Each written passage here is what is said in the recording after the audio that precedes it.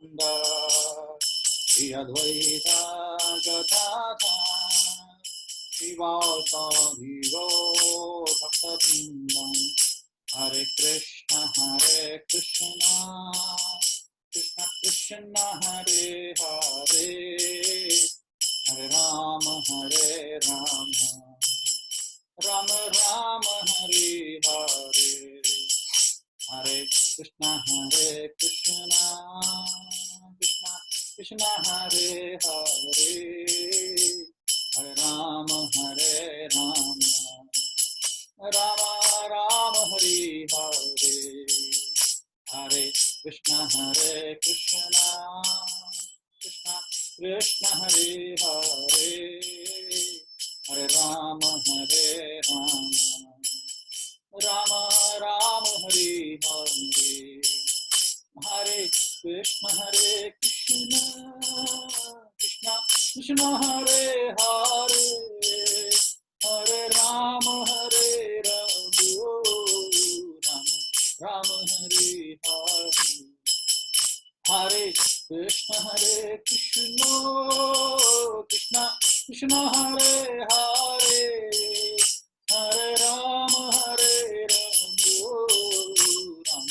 Rama Hare Hare Hare Krishna Krishna Krishna Hare Hare Hare Rama Rama Hare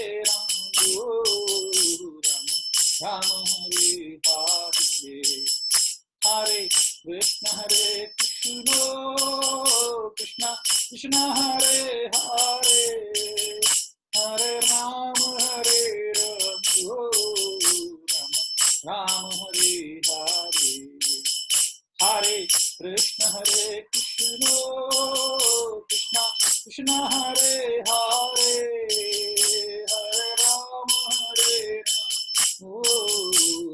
Hare Rama Rama Hare Hare Hare Krishna Krishna Krishna Hare Hare Hare Rama Hare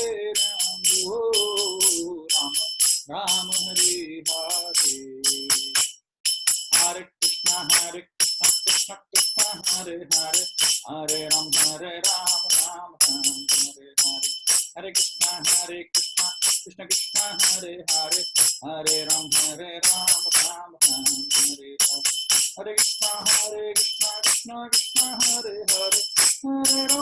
Krishna Krishna Krishna Hare Hare Hare Rama Hare Hare Hare Krishna Krishna Krishna Hare Hare Hare Rama Hare Hare Krishna Krishna Hare Hare Hare Rama Hare Hare Hare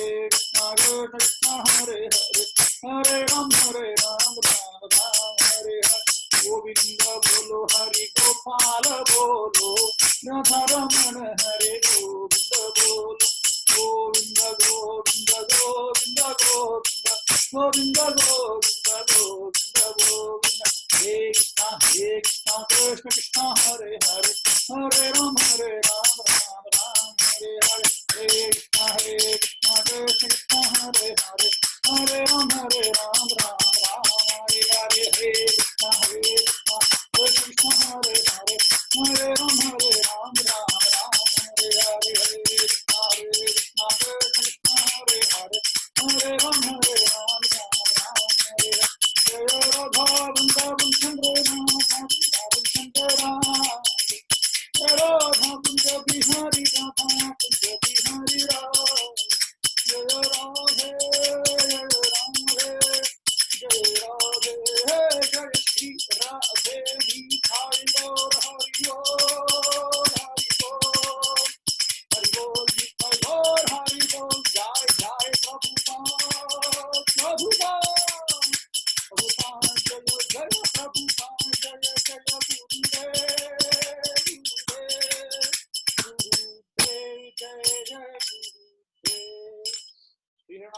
संकीर्तन की जय, श्री प्रभुपाद की जय।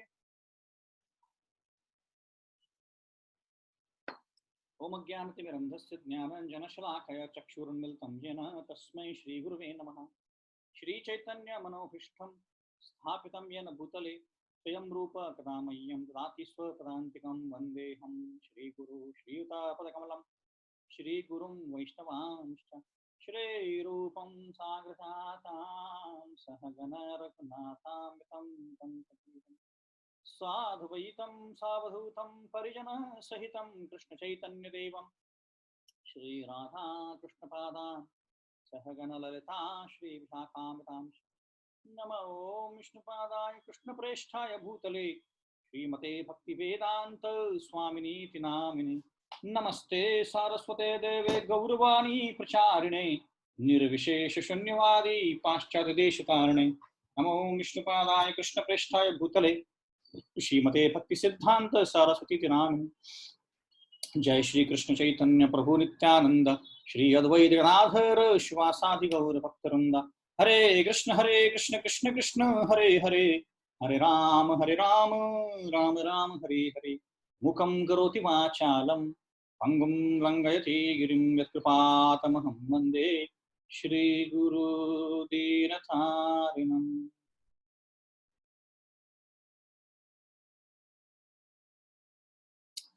हरे कृष्ण। तो आप सभी का स्वागत है इस रविवार के भगवद गीता कक्ष में। तो ये जो हम भजन गा रहे थे, ये भजन लिखा है जयदेव गोस्वामी ने।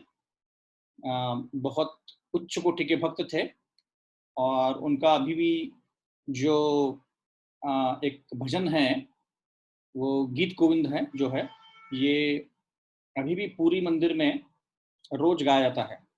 उसमें से एक दशावतार स्तोत्र है जिसमें कृष्ण भगवान के 10 अवतारों के बारे में बताया गया। वैसे तो कृष्ण भगवान के अनगिनत अवतार हैं, पर यहाँ पे सिर्फ 10 अवतार के बारे में जयदेव गोस्वामी ने बताया है। तो पहला अवतार है मीन अवतार, केशव धृता मीन शरीरा।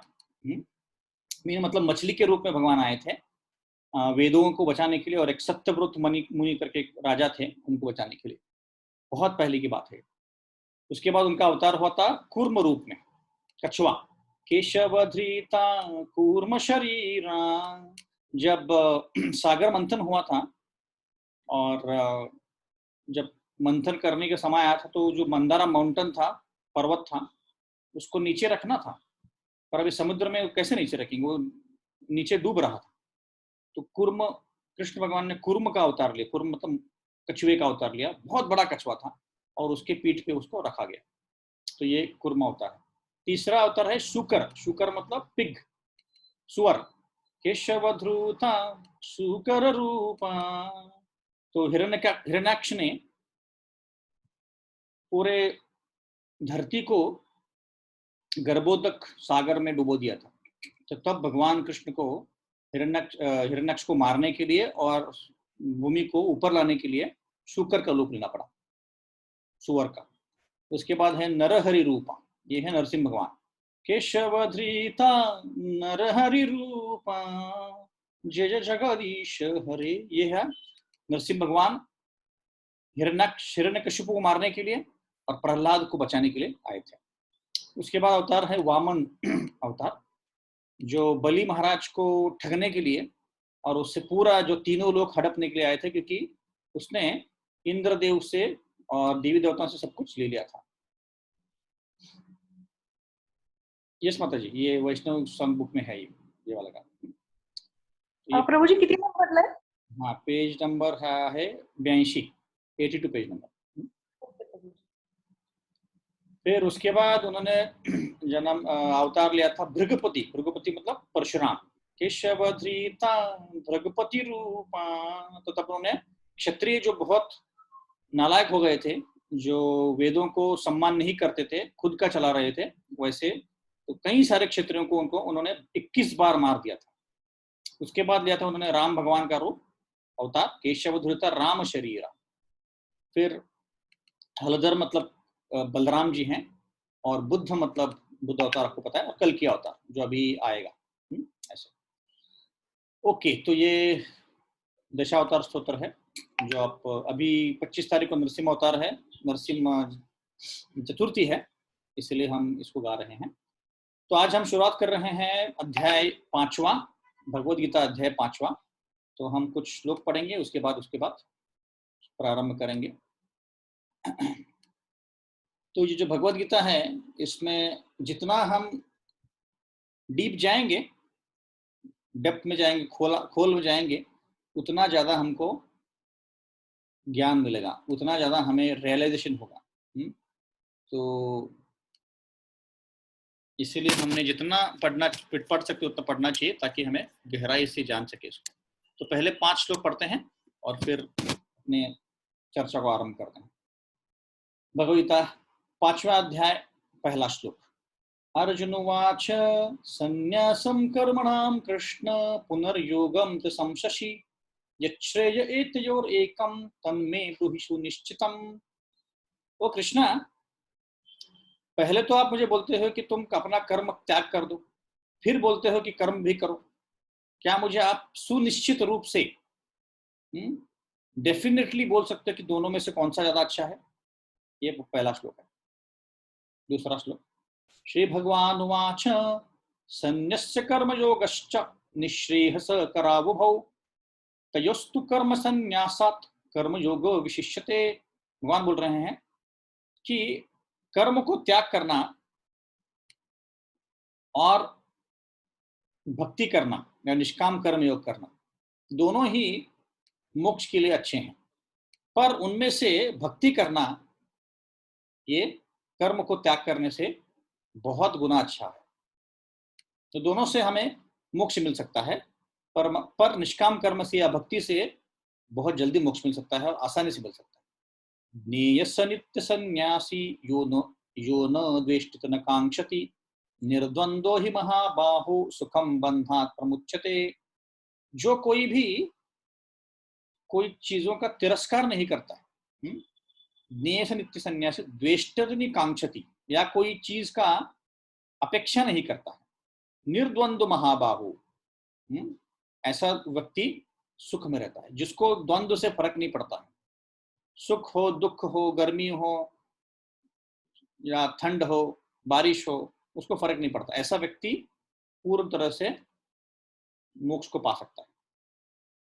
चौथा, सांख्य योगो पृथक बाला सांख्य योगो पृथक बाला प्रवदन्ति न पंडिता एकम अपि अस्थित सम्यक उभयोर विन्दति फलम। जो लोग अज्ञानी होते हैं वो भक्ति या कर्म योग और सांख्य योग या तो ज्ञान योग, दोनों को अलग अलग समझते हैं। पर जो ज्ञानी है उसको पता है कि दोनों से ही वही लक्ष्य, मोक्ष का लक्ष्य पाया जा सकता है। वो कैसे, हम चर्चा करेंगे इसको। और 5वां श्लोक, आखिरी श्लोक। यत् सांख्ये प्राप्यते स्थानं तद योगेरपि गम्यते एकम सांख्यां च योगम च यह पश्यति स पश्यति। जो सांख्य योग का स्थिति जानता है और ये जानता है कि सांख्य योग से भक्ति, सांख्य योग से जो लक्ष्य पा सकते हैं वो भी भक्ति से पा सकते हैं, और दोनों प्रोसेस, दोनों तरीके सेम है, या एक ही लक्ष्य को लेकर आते, सेम नहीं है पर एक ही लक्ष्य की तरफ लेके आते हैं, उस व्यक्ति को सही से सब कुछ दिखता है। सह पश्यति से पश्यति, पश्यति मतलब दिखना, तो उस व्यक्ति को अच्छी तरह से सब कुछ दिखता है, नहीं तो उसको समझ में नहीं आ रहा ऐसा।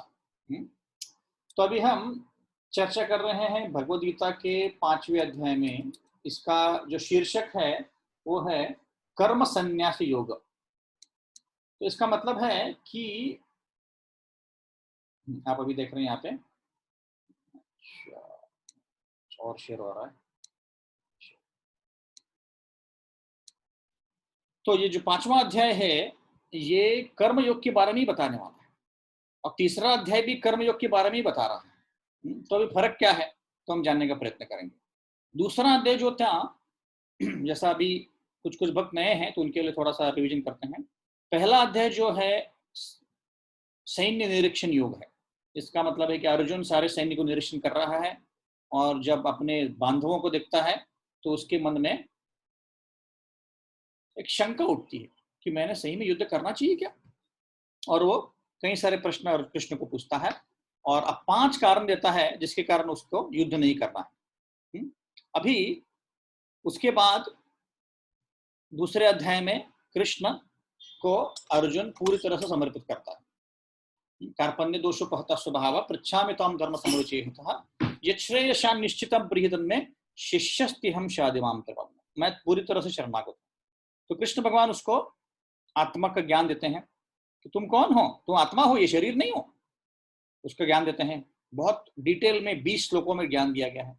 उसके बाद कर्म कांड का ज्ञान देते हैं, कर्म योग का ज्ञान देते हैं कि तुम्हें इस कम से कम स्वर्ग पाने के लिए तो कर्म करना पड़ेगा, तो इसलिए कर्म करने से तुम छुटकारा नहीं पा सकते। फिर उसके बाद बुद्धि योग या भक्ति योग के बारे में चर्चा करते हैं। तो ऐसे भगवान ने आत्मा के ज्ञान दिया, कर्म के बारे में थोड़ा बताया और बुद्धि योग या भक्ति योग के बारे में बताया, और ये बताया कि बुद्धि योग से, भक्ति से ही इस जीवन से, इन जीवन के अटैचमेंट से हम बाहर निकल सकते हैं, वरना हम नहीं निकल सकते, ऐसे भगवान बता रहे हैं। ठीक है, तो ये दूसरा अध्याय था। तो दूसरा अध्याय सारांश है पूरे भगवद गीता का। अब तीसरा अध्याय में भगवान कर्म के बारे में बता रहे हैं, कर्मयोग क्या होता है, निष्काम कर्मयोग क्या होता है, और जो व्यक्ति ज्ञान के स्तर पे है उसे कर्म करने की जरूरत नहीं। वहां पे काफी विस्तार में भगवान ने कर्मयोग के बारे में बताया। फिर चौथे अध्याय में भगवान बता रहे कि सारे यज्ञों का फल ज्ञान होता है। जो भी यज्ञ करते हो तुम भगवान के लिए, वो ज्ञान में परिवर्तित होता है। फिर जो ज्ञानी व्यक्ति होता है उसको पता है कि कर्म, अकर्म और विकर्म में क्या फर्क है। हमने चर्चा की है काफी विस्तार से कि कर्म क्या होता है, अकर्म क्या होता है, विकर्म क्या होता है, और जब कोई कर्म करता है उसमें कैसे अकर्मों को देखना है। उसमें मतलब कि अगर मैं कर्म कर रहा हूं तो मुझे कोई रिएक्शन नहीं चाहिए, है ना। जैसे हमने काफी सारे उदाहरण दिए कि हम जब कुकिंग करते हैं तो कई सारे कीड़े मकोड़ों को मारते हैं, हम जब श्वास लेते हैं तब भी हम मारते हैं, तो उसका रिएक्शन हमें मिलेगा। किसी प्राणी को मारा आपने, आपको रिएक्शन मिलेगा। तो इस रिएक्शन से छुटकारा कैसे पाना है ना, ये इस ज्ञानी को पता है। तो इसीलिए वो क्या करता है, कर्म में अकर्म देखता है, तो उसको सही में ज्ञानी बोलते हैं। तो फिर अभी 41वें श्लोक में भगवान ज्ञान के बारे में तारीफ कर रहे हैं, बोल रहे हैं कि 49वें श्लोक में आपको दिखाता हूं मैं, 4.39 में भगवान बता रहे हैं कि सुखम, शांतिम, शांति के बारे में बता रहे हैं। हाँ, 4.39, जिनके पास भगवद गीता वो देख सकते हैं, मैं तुम्हें शेयर करने वाला हूँ। तो आप देख सकते हैं कि 39 में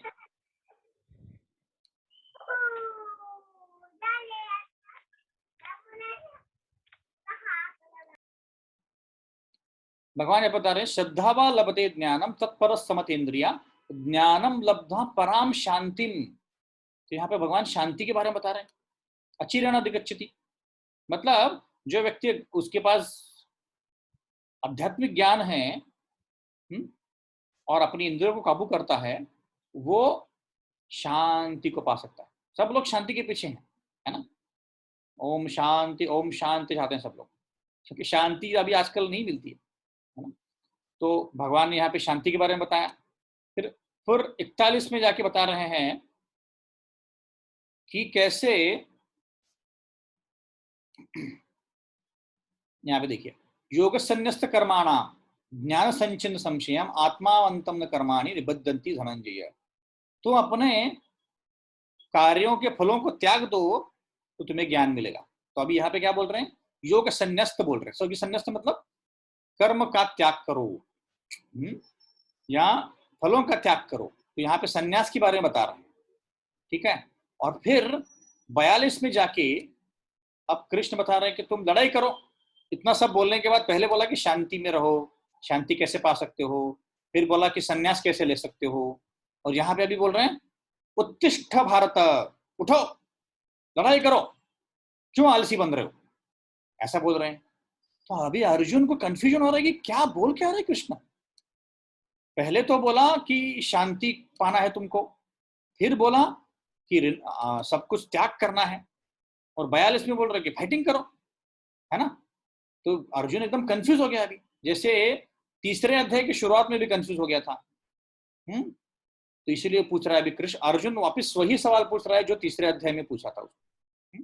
तो अभी मेरा एक सवाल है आप लोगों के लिए कि अगर तीसरा अध्याय भी कर्मयोग के बारे में बता रहा है, पांचवा भी कर्मयोग के बारे में भी बताने वाला है, तो फर्क क्या है दोनों में? तो भगवान ने रिपीट क्यों किया है? गलती तो नहीं किया भगवान ने रिपीट करके? तो कौन बता सकता है? हरे कृष्णा प्रभु जी। हाँ, यस माता। तीसरे अध्याय में कर्म क्या करना ये यही पता है कि सही कर्म गलत कर्म, लेकिन पांचवे में कृष्ण भावना भावित कर्म के बारे में कि जो भी कर्म किया है उसे कृष्ण को अर्पण किया जाए ताकि उसका रिएक्शन ना आए। तीसरे अध्याय में बताया है, तीसरे अध्याय में भी कृष्ण को अर्पण करने के बारे में बात किया है। 2-3 श्लोक आपको श्लोक दिखा सकता हूँ जिसमें कृष्ण भगवान बता रहे कि सब कुछ भगवान को अर्पण करो।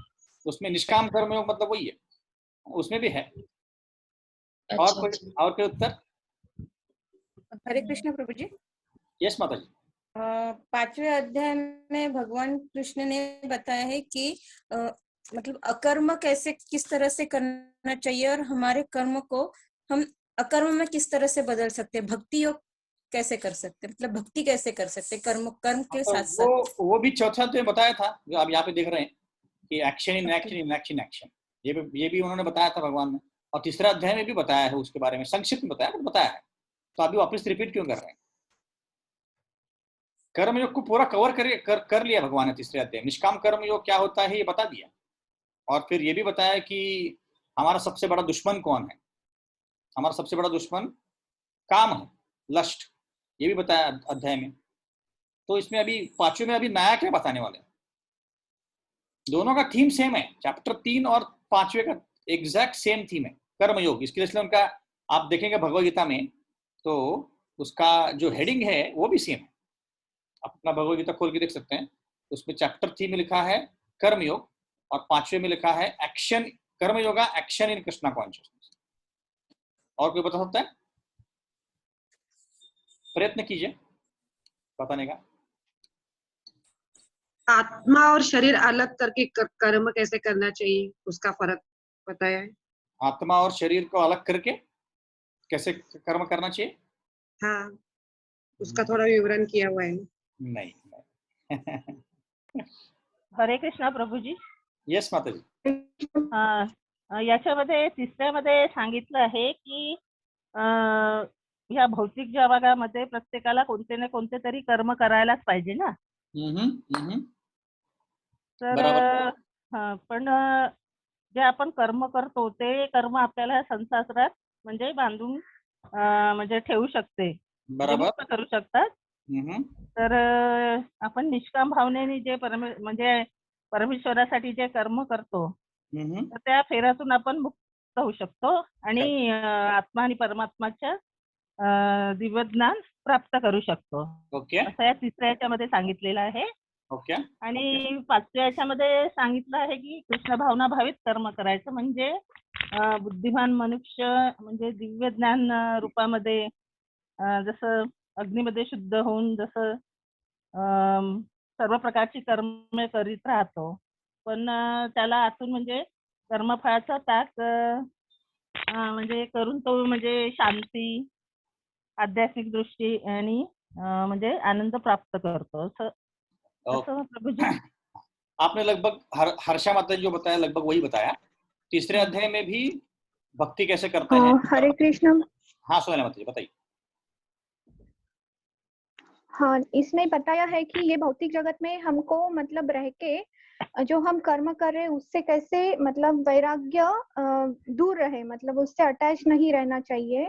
और दूसरी चीज जैसे माता जी ने बताया कि सोल, आत्मा और प्रकृति, ये दोनों मतलब आत्मा का नेचर है डिजायर करना, इच्छा करना, और दूसरा जो प्रकृति और मतलब अंदर जो परमात्मा है वो पूर्ण करता है इच्छा को। तो इच्छा कैसी करनी चाहिए इसके बारे में बताया है। और तीसरी चीज है इक्वल विजन, जैसे कि मतलब समदृष्टि की सबको कैसे एक समान देखना है। बुद्धिमान व्यक्ति मतलब अभी जैसे आपने बताया था ना एक श्लोक में कि सब इसमें समान देखना चाहिए। हाँ, और तीसरा की पीस फॉर्मूला, जैसे यहाँ पे रह के जो शांति कैसे हमको मिलनी चाहिए, कौन सा श्लोक है ऐसे माताजी? हम किस वाला कर्म बताना? पीस फॉर्मूला इसमें मुझे नहीं पता प्रभु जी, एक्चुअली मैंने एक इसमें मतलब एक्रोनिम देखा था इसका, इट इज लाइक भोक्ताराम। स्टेप। हाँ, उसका श्लोक नंबर है तो स्टेप, भोक्ताराम तपसा सर्वलोक महेश्वरम 5.29 में। ओके, ठीक है। अच्छा तो प्रभु आपने जी, आपने थोड़ा थोड़ा बता दिया कि क्या क्या है। 5.20 हाँ, 5 पॉइंट लास्ट वाला श्लोक है, 5वें अध्याय का लास्ट श्लोक है। भोक्ताराम तपसा सर्वलोक महेश्वरम सुहृदम सर्वभूतानां ज्ञात्वा माम शांतिम पृच्छति। ओके, तो अभी और कोई बोलना चाहता है इसके पहले कि थोड़ा सा एनालिसिस किया जाए? हरे कृष्ण. हाँ, बोला होती। खर तर या सगळ्यांमधनं असं थोडंसं म्हणजे सारांश मध्ये तिसरा, चौथा आणि पाचवा की आपण कर्म केले, कर्म केल्यानंतरही जी आपली मनशांती असते सगळ्या गोष्टी केल्यानंतर, आता भगवानांनी जे अर्जुनाला सांगितलं की आपण आपले कर्म करायचे, कर्म संन्यास योग, ह्याच्या प्रत्येकामध्ये जे सांगितलं की तू तुझं कर्म कर, पण याच्यामध्ये सगळं केल्यानंतर जे महत्वाचं आहे शांती, ती पण महत्वाची सांगितलीये की ती मिळण्यासाठी, समाधान आणि शांती मिळण्यासाठी तू माझं ध्यान केलं पाहिजे, ओके, तेव्हा त्याच्यातनं सुटू शकतो. ओके, ठीक है। तो यहाँ पे अभी अर्जुन कंफ्यूज हो गया है कि मुझे त्याग करना है कि मुझे काम करना है, तो आप मुझे सही से बताइए, है ना। तो अभी एक्चुअली अगर आप ऊपर से देखेंगे तो आपको लगेगा कि तीसरा अध्याय और 5वां अध्याय लगभग सेम ही है, तो इसीलिए उसको डीप में पढ़ना चाहिए। तो अगर आप ये भी देखेंगे कि 7वां अध्याय और 9वां अध्याय वो भी सेम लगते हैं, दोनों भक्ति के बारे में बता रहे हैं। हाँ, दोनों आप देखेंगे डिटेल में तो भक्ति के बारे में बता रहे हैं। 9वां अध्याय तो एकदम पूरा भक्ति है, 7वां भी पूरा भक्ति है। तो क्या फर्क है? तो एक्चुअली जो चीज भगवान स्ट्रेस करना चाहते हैं, महत्व जाना चाहते हैं, वो रिपीट करते हैं। तो पूरी तरह से रिपीट नहीं है, बट 5वां अध्याय जो है वो उसी थीम को, कर्मयोग के थीम को डिटेल में बता रहा है। सेम है थीम कि कर्मयोग करो, निष्काम कर्मयोग करने से तुम इस बंधन से, भव बंधन से छुटकारा पाओगे। ये सब कुछ सेम बताया है पर और डिटेल में बताया है। इसलिए शिला प्रभुपाद उसको बोलते हैं कर्मयोगा एक्शन इन कृष्णा कॉन्शियसनेस, मतलब कि कर्म संन्यास योगा। कर्म संन्यास योग मतलब क्या? कर्म करते करते कर्म में ही संन्यास पाना है, कर्म से संन्यास नहीं पाना है। कर्म से संन्यास और कर्म में संन्यास में क्या फर्क है? कर्म से संन्यास मतलब काम वाम छोड़ दो और बैठ जाओ एक जगह, ध्यान करते बैठो और कुछ करनी मत करो, उसको बोलते हैं कर्म से संन्यास। और कर्म संन्यास योग मतलब कर्म करते करते संन्यास को पाना है, राइट। संन्यास को पाना है मतलब हृदय के जो मल है हमारे हृदय में उसको निकालना है और मोक्ष को पाना है। मोक्ष मतलब क्या? इस भौतिक जगत से, जंजाल से बाहर निकलना, तो उसको बोलते हैं कर्म संन्यास योग। दोनों का थीम वही है कि कर्म करना है, क्योंकि भगवान अभी ये पहले 6 अध्यायों में कर्म के बारे में बता रहे हैं, तो इसीलिए यहाँ पे कर्म के ऊपर इतना फोकस है। 2 अध्याय उन्होंने टोटली फोकस करने के लिए दिया।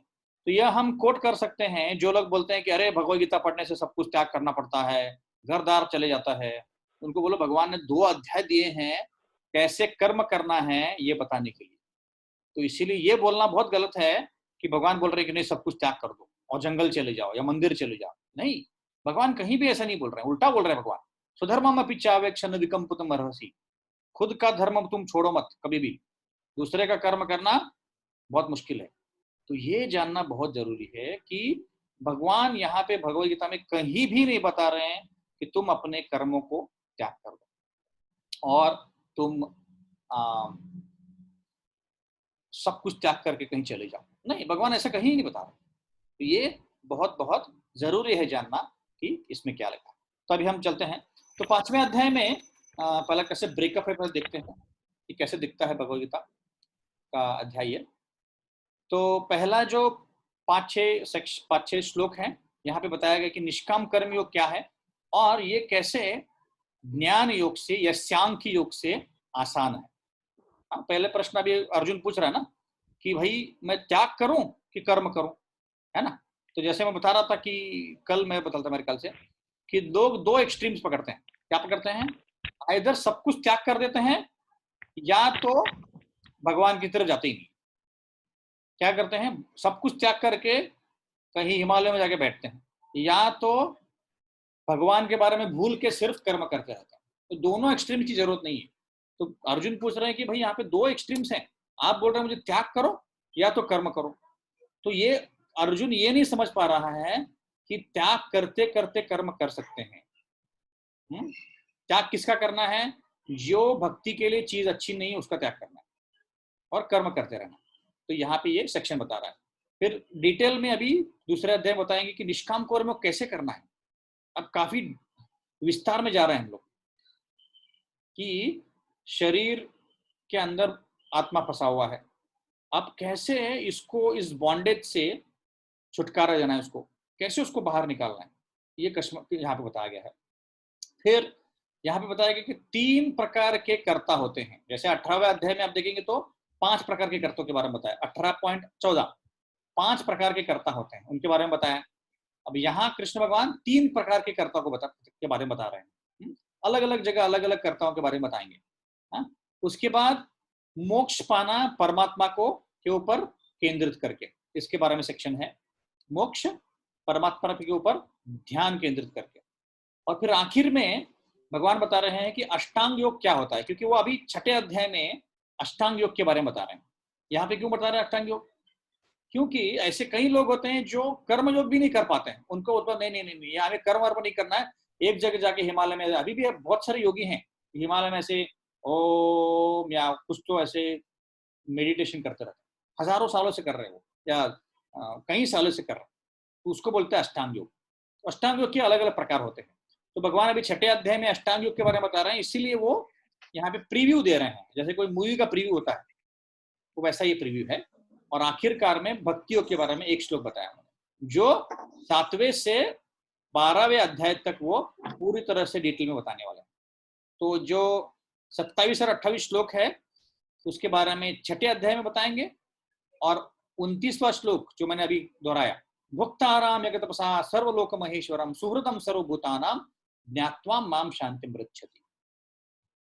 मैं सारे चीजों का भोक्ता हूं, भुक्ताराम यगतपसा सर्वलोक महेश्वरम, सारे लोगों का मैं महेश्वर हूं।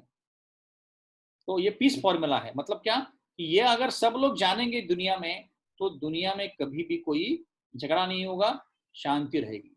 ये पीस फॉर्मूला ये भगवान 7वें अध्याय से 12वें अध्याय तक विस्तार में बता रहे हैं कि कैसे शांति पा सकते हैं हम, भक्ति करके ही शांति पा सकते हैं हम, कैसे भक्ति करनी है, भगवान का अलग अलग रूप कैसे हैं, 3 गुण कैसे होते हैं, वगैरह वगैरह विस्तार में बता रहे हैं।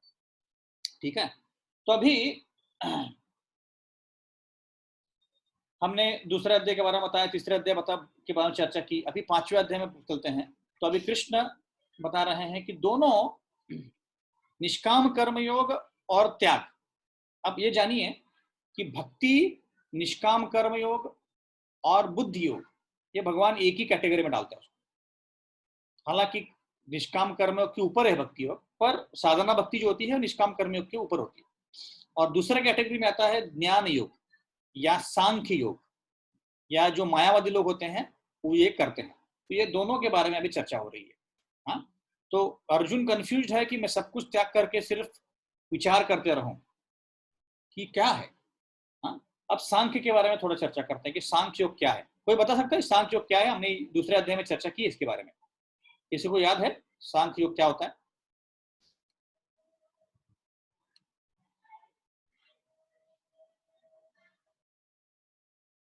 ओके, तो सांख्य योग होता है, सांख्य योग या ज्ञान योग दोनों एक ही होता है। तो सांख्य योग मतलब कि उसको बोलते हैं इंग्लिश में एनालिटिकल स्टडी। मतलब क्या कि अभी मेरे पास एक ग्लास है, ये मैं ग्लास हूं क्या? नहीं नहीं, ये ग्लास और मैं अलग हूं, तो मैं ये नहीं हूं। एक चश्मा मेरा है, मैं चश्मा हूं क्या? नहीं, मैंने चश्मा निकाल दिया तो चश्मा और मैं अलग हूं। मैं ये हाथ हूं क्या? नहीं, क्योंकि मैं बोल रहा हूं कि ये मेरा हाथ है, तो ये व्यक्ति मैं कौन हूं? ऐसे उसको बोलते हैं एनालिटिकल स्टडी करना, उसके बारे में विस्तार में जाके ज्ञान का उपयोग करके स्टडी करना, इसको बोलते हैं सांख्य योग। तो दुनिया में जो जो चीजें हैं उनके बारे में ऐसा स्टडी करते हो। तो मैं कौन हूँ? मैं शरीर हूँ, मैं हाथ हूँ, मैं पैर हूँ, नहीं तो मैं कौन हूँ? मैं आत्मा हूँ। तो उसका मूल उद्देश्य होता है कि इस दुनिया का सबसे मूल चीज क्या है, आत्मा और परमात्मा, उनके बारे में जानना। तो उनका स्टडी करते करते करते वो उस पॉइंट पे आएंगे, वहां पे बताएंगे हाँ मैं बाकी कोई चीज नहीं हूं, पर मैं आत्मा हूं और इन सबको कंट्रोल करने वाला एक परमात्मा है। ये उनका मेन उद्देश्य होता है। तो आप अगर देखेंगे तो डिटेल में वो ऐसे स्टडी करते हैं।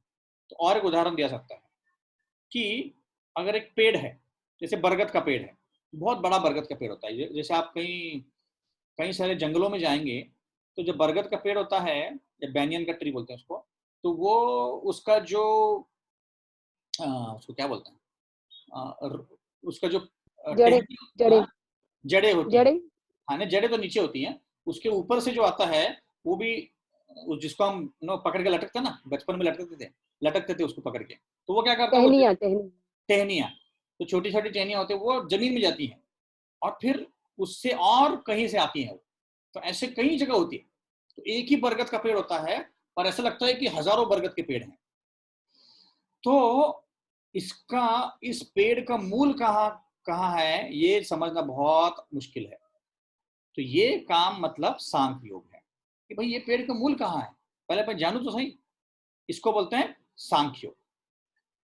अब ये तो मैंने जान लिया कि ठीक है भाई इस पेड़ का मूल कहाँ है, मैं समझ लिया। अब क्या करना है मुझे, ये ज्ञान योगी क्या करता है, वहीं पर रुक जाता है। हाँ मैं समझ गया कि मैं आत्मा हूं, परमात्मा भी होता है, आध्यात्मिक जगत भी होता है और भौतिक जगत भी होता है, इतना समझ के वो बैठ जाते शांत, क्योंकि उनको सिर्फ मोक्ष पाना है, उनको उसके आगे नहीं जाना है। पर भक्ति योगी व्यक्ति या कर्म योगी व्यक्ति, उसको पता है कि इसके आगे भी कुछ चीज है। क्या है वो, अब मैंने पेड़ का मूल समझ लिया, अब मैंने क्या करना चाहिए, उस पेड़ को पानी डालना चाहिए ताकि वो पेड़ बड़ा हो जाए। तो वैसे ही एक जो व्यक्ति भक्ति करता है, कर्म करता है, वो क्या करता है, वो समझता है जबकि मैं आत्मा हूं और परमात्मा भी है, आध्यात्मिक जगत भी है, ये भौतिक जगत भी है, वो भक्ति करना चालू कर देता है। वो क्या करता है, क्या करना चाहिए फिर मुझे, इसके आगे क्या करना चाहिए, हाँ भगवान का नाम लेना चाहिए, भगवद गीता पढ़नी चाहिए, भगवान का आरती करना चाहिए, भगवान की सेवा में लगना चाहिए, हाँ, तो वो चालू कर देता है। बट ज्ञानी वहीं पर रुक जाता है, आप समझिए। इसलिए ज्ञानी के ऊपर भक्ति होता है ना। तो ऐसे ये दोनों में फर्क है। तो इसीलिए अभी अर्जुन पूछ रहा है कि इन दोनों में से मैंने क्या करना चाहिए, भाई बताओ मुझे।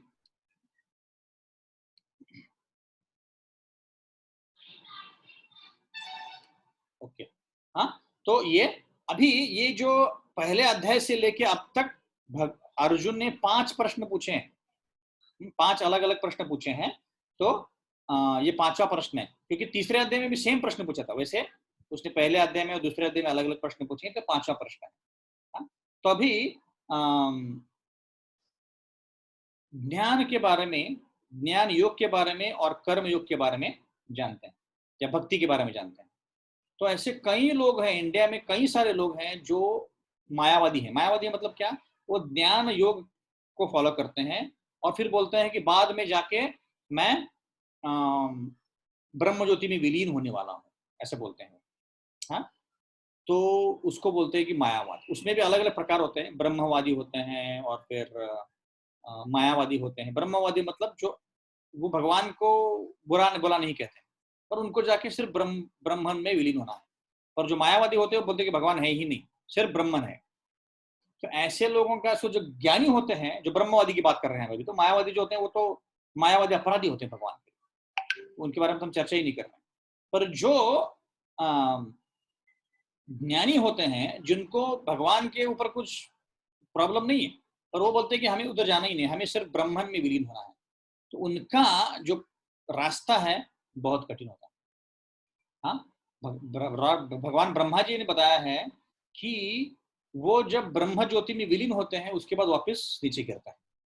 आरूह कृच्छ्रेण, ऐसे एक श्लोक आता है, पूरा मुझे याद नहीं है, पर उसमें बताया गया कि जब ये ब्रह्मवादी लोग जाके विलीन होते हैं तो वहां पे सिर्फ शांति शांति है, आनंद नहीं है, सिर्फ शांति शांति शांति, आत्मा और शांति, उतना ही है, कुछ एक्टिविटीज नहीं है। जैसे हम लोग अभी भक्ति कर रहे हैं, जप कर रहे हैं, आरती कर रहे हैं, प्रचार कर रहे हैं, ये एक्टिविटीज वहां पे नहीं है। तो वो बहुत टाइम के बाद बोर हो जाता है और वापिस नीचे आता है, और फिर वो क्या करता है, फिलैंथ्रोपिक एक्टिविटीज के सोशल वर्क चालू करता है, लोगों को खाना खिलाना वगैरह वगैरह।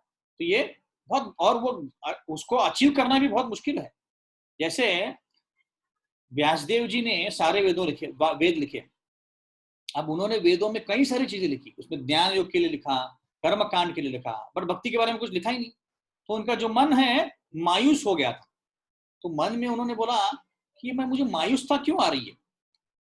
हाँ, तो उन्होंने विचार किया कि मुझे ये मायूसता क्यों आ रही है। तो तब नारद मुनि वहां पे आ गए। ये भागवतम में आता है पहले अध्याय में, पहले कैंटो में। नारद मुनि से पूछा कि मैंने इतने सारे वेदों का निर्माण कर दिया, इतना मेहनत किया, फिर भी ये मेरी मन की मायूसता नहीं जा रही है। तो नारद मुनि ने उनको बताया कि आपने सब कुछ बता दिया, पर जो अल्टीमेट गोल है, एम है भक्ति का, वो नहीं बताया। सिर्फ आप बताया कि ज्ञान कैसे करते हैं, कर्मकांड कैसे करते हैं, ये कैसे करते हैं, वो कैसे करते हैं, पर भक्ति के बारे में बताया ही नहीं। इसीलिए आपको मायूसता आ रही। क्योंकि जो ज्ञानी होता है वो भले ही इस दुनिया से आसक्त नहीं हो, अनासक्त हो जाए, कुछ नहीं चाहिए उसको, एक पेड़ के नीचे बैठ के वो सिर्फ ध्यान कर रहा है। ध्यान कर रहा है मतलब ज्ञान पा रहा है वो, अष्टांग योग जैसा नहीं, ये अलग है। फिर भी अगर उसके पास भक्ति नहीं है भगवान की, तो उसका कुछ फायदा नहीं है, ऐसा ब्रह्मा जी खुद बता रहे हैं। हाँ, तो इसीलिए शिला प्रभुपाद बोलते हैं कि भक्ति मतलब डिवोशनल सर्विस, सेवा। भक्ति क्या, जैसे कोई एक माँ है और एक छोटा बच्चा है, 1 साल से भी छोटा। अब वो बच्चा रो रहा है, वैं करके रो रहा है। अब माँ उसको बोलती, वहीं पे बैठी है, बोलती कि बेटा मैं तुमसे बहुत प्रेम करती हूँ, पर बच्चा रो रहा है, उसके लिए कुछ करो। नहीं नहीं, बहुत प्रेम करती हूँ, और माँ वहीं पे बैठी। तो प्रेम थोड़ी। माँ का प्रेम मतलब उसके लिए सेवा करना, उठ के उसको दूध देना चाहिए, जो भी इसको चाहिए वो करना चाहिए। इसलिए सेवा, जहां पे भक्ति आती है वहां पे सेवा आती ही है, क्योंकि जिस व्यक्ति से हम प्रेम करते हैं उसके लिए हम सेवा करते हैं। जैसे पति को अगर पत्नी चाहती है, हाँ, और पति बोलता है कि भगवान आज करेला मत करो, और पत्नी बोलती नहीं नहीं नहीं, मैं तुमसे प्रेम बहुत करती हूँ और फिर भी मैं करेला करूंगी, तो फिर कैसा प्रेम है। तो इसलिए भक्ति के लिए सेवा बहुत महत्वपूर्ण है। हाँ, तो भक्ति के बिना कोई व्यक्ति, सेवा के बिना कोई व्यक्ति रह ही नहीं सकता। व्यक्ति तो कोई कुछ करे भी बना नहीं रह सकता। इसलिए भगवान की भक्ति करना मतलब को सेवा करना बिल्कुल है। तो इसीलिए ब्रह्मा जी भी 10वें अध्याय में भागवतम में, 10वें स्कंद में भागवतम बताते हैं कि ज्ञान जो यही संस्पर्श जाप होगा, दुख एवते आद्य अंतवंत कौन्तेय नातेषु रमते बुध। ये हो गया श्लोक बताने के लिए कि इस दुनिया में अगर जितना हम एंजॉय करने का प्रयत्न करेंगे उतना ही हमको पीड़ा होगी। और ये भी बताया है कि जो ज्ञान मार्ग का अवलंबन करता है, जो संन्यास का मार्ग अवलंबन करता है, उसको बहुत कष्ट होते हैं। तो ये ब्रह्मा जी बता रहे हैं। तो भक्ति का एक कैरेक्टरिस्टिक ये होता है कि वो शुभदा होता है। शुभदा मतलब शुभ होता है ना। अब कोई भक्ति का मार्ग छोड़ दे और सिर्फ कुछ ज्ञान के पीछे पीछे पड़ता रहे कि कौन है ये, क्या है, ज्ञान चाहिए मुझे, तो ये तो ऐसे हो गया कि जैसे कोई फार्मिंग करता है और धान जो आता है उसका वो लोग क्या करते हैं कि उसको धान को पीटते हैं। तो धान को पीटने से क्या होता है, छिलका बाहर आता है, और जो गेहूं या जो ज्वारी या जो भी धान होता है वो बाहर निकलता है, या राइस वो बाहर निकलता है। तो धान एक जगह और छिलका एक जगह। अब कोई व्यक्ति क्या करे, वो छिलके को ही रे के पकड़ पकड़ के पीटे, तो बोले अरे पागल हो गए क्या, इसको पीटने की क्या जरूरत है, क्योंकि छिलके में से धान तो निकल गया अभी। तो ऐसे ज्ञान योगी या जो त्यागी होते हैं, मायावादी होते हैं, वो इसके पीछे पड़े रहता है। तो ये ज्ञान का अवलंबन करना बहुत मुश्किल होता है, ये बहुत मुश्किल प्रोसीजर है। इवन अष्टांग योग भी जो 6ठे अध्याय में भगवान बताने वाले हैं, बहुत मुश्किल है। एक जगह बैठ के ध्यान करना कितना मुश्किल है ना। तो इसलिए भगवान बता रहे हैं कि भक्ति करो तुम, त्याग करने का उस रास्ते में मत जाओ, क्योंकि त्याग वाले रास्ते में बहुत कठिनाई आती है। तो ध्यान वो ऐसे बहुत सारी किताबें पढ़नी पड़ती हैं, उसको समझना पड़ता है। पहले एक भगवत गीता हमसे समझ नहीं आ रही और बाकी वेदों को पढ़ के हम क्या समझेंगे। तो इसीलिए, और उनमें से वो लोग बोलते हैं कि तुम नारायण बन गए हो, जब भक्ति जो ऐसे पद पे आओगे तो नारायण बन गए हो, तो वो भी गलत है। इसलिए वो लोग बोलते हैं दंड ग्रहण मात्रेण नारायण भवेत्, इसलिए वो एक दूसरे को ओम नारायण नमः ऐसे बोलते हैं। तो वो पाद भी बहुत गड़बड़ का पाद, बहुत टाइम लगता है उसमें। ऐसे चैतन्य चरितमृत में वर्णन आता है कि चैतन्य महाप्रभु जो कृष्ण है वो भक्ति का मार्ग बता रहे हैं, और बहुत सारे ऐसे मायावादी आते हैं और वो बोलते हैं कि क्या कर रहे हो तुम, ये वेद वगैरह पढ़ने के बजाय तुम भक्ति करके हरे कृष्ण का जप कर रहे हो। तो फिर चैतन्य महाप्रभु उनको बहुत प्यार से समझाते हैं कि वेदों का सार भक्ति है, वेदेश सर्वे रहमे वेदो वेदांत कृत वेद विदहम चाहम, 15.15 भगवदगीता। इसमें बताया कि सारे वेदों का सार क्या है, भगवान की भक्ति करना। सिर्फ किताबें पढ़ के हमारा ज्ञान अर्जित करना ये प्रोसेस नहीं है। क्योंकि भक्ति करने से, क्योंकि ये लोग ज्ञानी लोग क्या करते हैं, मायावादी, उनको भगवान बनना होता है, कुछ भी करके उनको भगवान बनना होता है, तो इसीलिए वो ऐसा करते हैं। ओम दंड ग्रहण मात्रेण नारायण भवेत, उनको बोलते हैं कि तुम ज्ञान पाते जाओगे तो एक समय आएगा तुम भगवान बन जाओगे। ऐसा पॉसिबल ही नहीं है, मुश्किल नहीं, नामुमकिन है। पर भक्ति जब हम करते हैं तो क्या करते हैं, हम दासानुदास बनने का प्रयत्न करते हैं, मतलब हम सबसे नम्र रहने का प्रयत्न करते हैं। और जब नम्र रहते हैं तो भगवान आपके दास बन जाते हैं। भगवान क्या बनते हैं, आपके दास। आप देखेंगे भागवतम में, कृष्ण बुक में, यशोदा मैया और नंद महाराज भगवान के माता पिता हैं, और वो जो भी बोलते हैं वो भगवान करते हैं।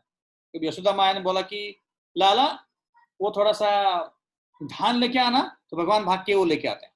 नंद महाराज बोलते हैं कान्हा मेरे जूते लेके आओ, तो भागते हैं और जूते सर के ऊपर रख के आते हैं। और भगवान है ये, सारे पूर्ण ब्रह्मांड के नायक हैं ये, और ये छोटे छोटे काम कर रहे हैं। जब गोपियां उनको बोलती कान्हा नाचो, नाचते हैं भगवान।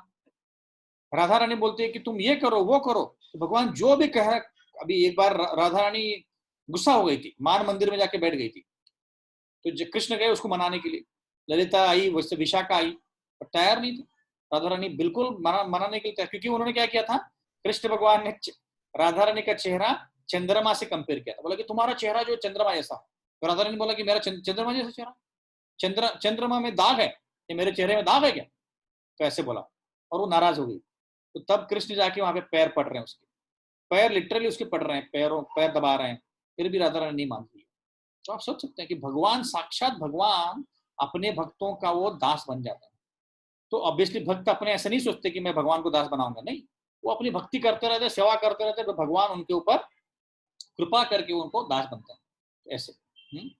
तो इसलिए भक्ति में यहाँ पे बताया गया है कि हम युक्त वैराग्य कैसे कर सकते हैं। वहां पे 2 प्रकार के वैराग्य होते हैं, जो, और हमने ये तीसरे अध्याय में चर्चा की थी इसके ऊपर, कि जो व्यक्ति, और कल जो हमने सैटरडे में भगवद गीता का ओरिएंटेशन लिया था उसमें भी चर्चा की है, कि जो व्यक्ति के हृदय में अभी भी कलमश है, हाँ, पूरी तरह से हृदय साफ नहीं है, वो व्यक्ति जब संन्यास लेता है उसको फाल्गु वैराग्य बोलते हैं। क्योंकि अभी भी हृदय में कुछ गड़बड़ है, इच्छाएं हैं। जैसे कल मैंने एक फोटो दिखाया था उसमें, कल के सेशन में, कि साधु लोग मिलके चिलिम फूक रहे हैं, बीड़ी फूक रहे हैं, या तो फुटबॉल खेल रहे हैं। तो इसका मतलब क्या हो गया, आपने बाहरी रूप से सब कुछ त्याग कर दिया, पर अंदर अभी भी हृदय में क्या है, इच्छा है।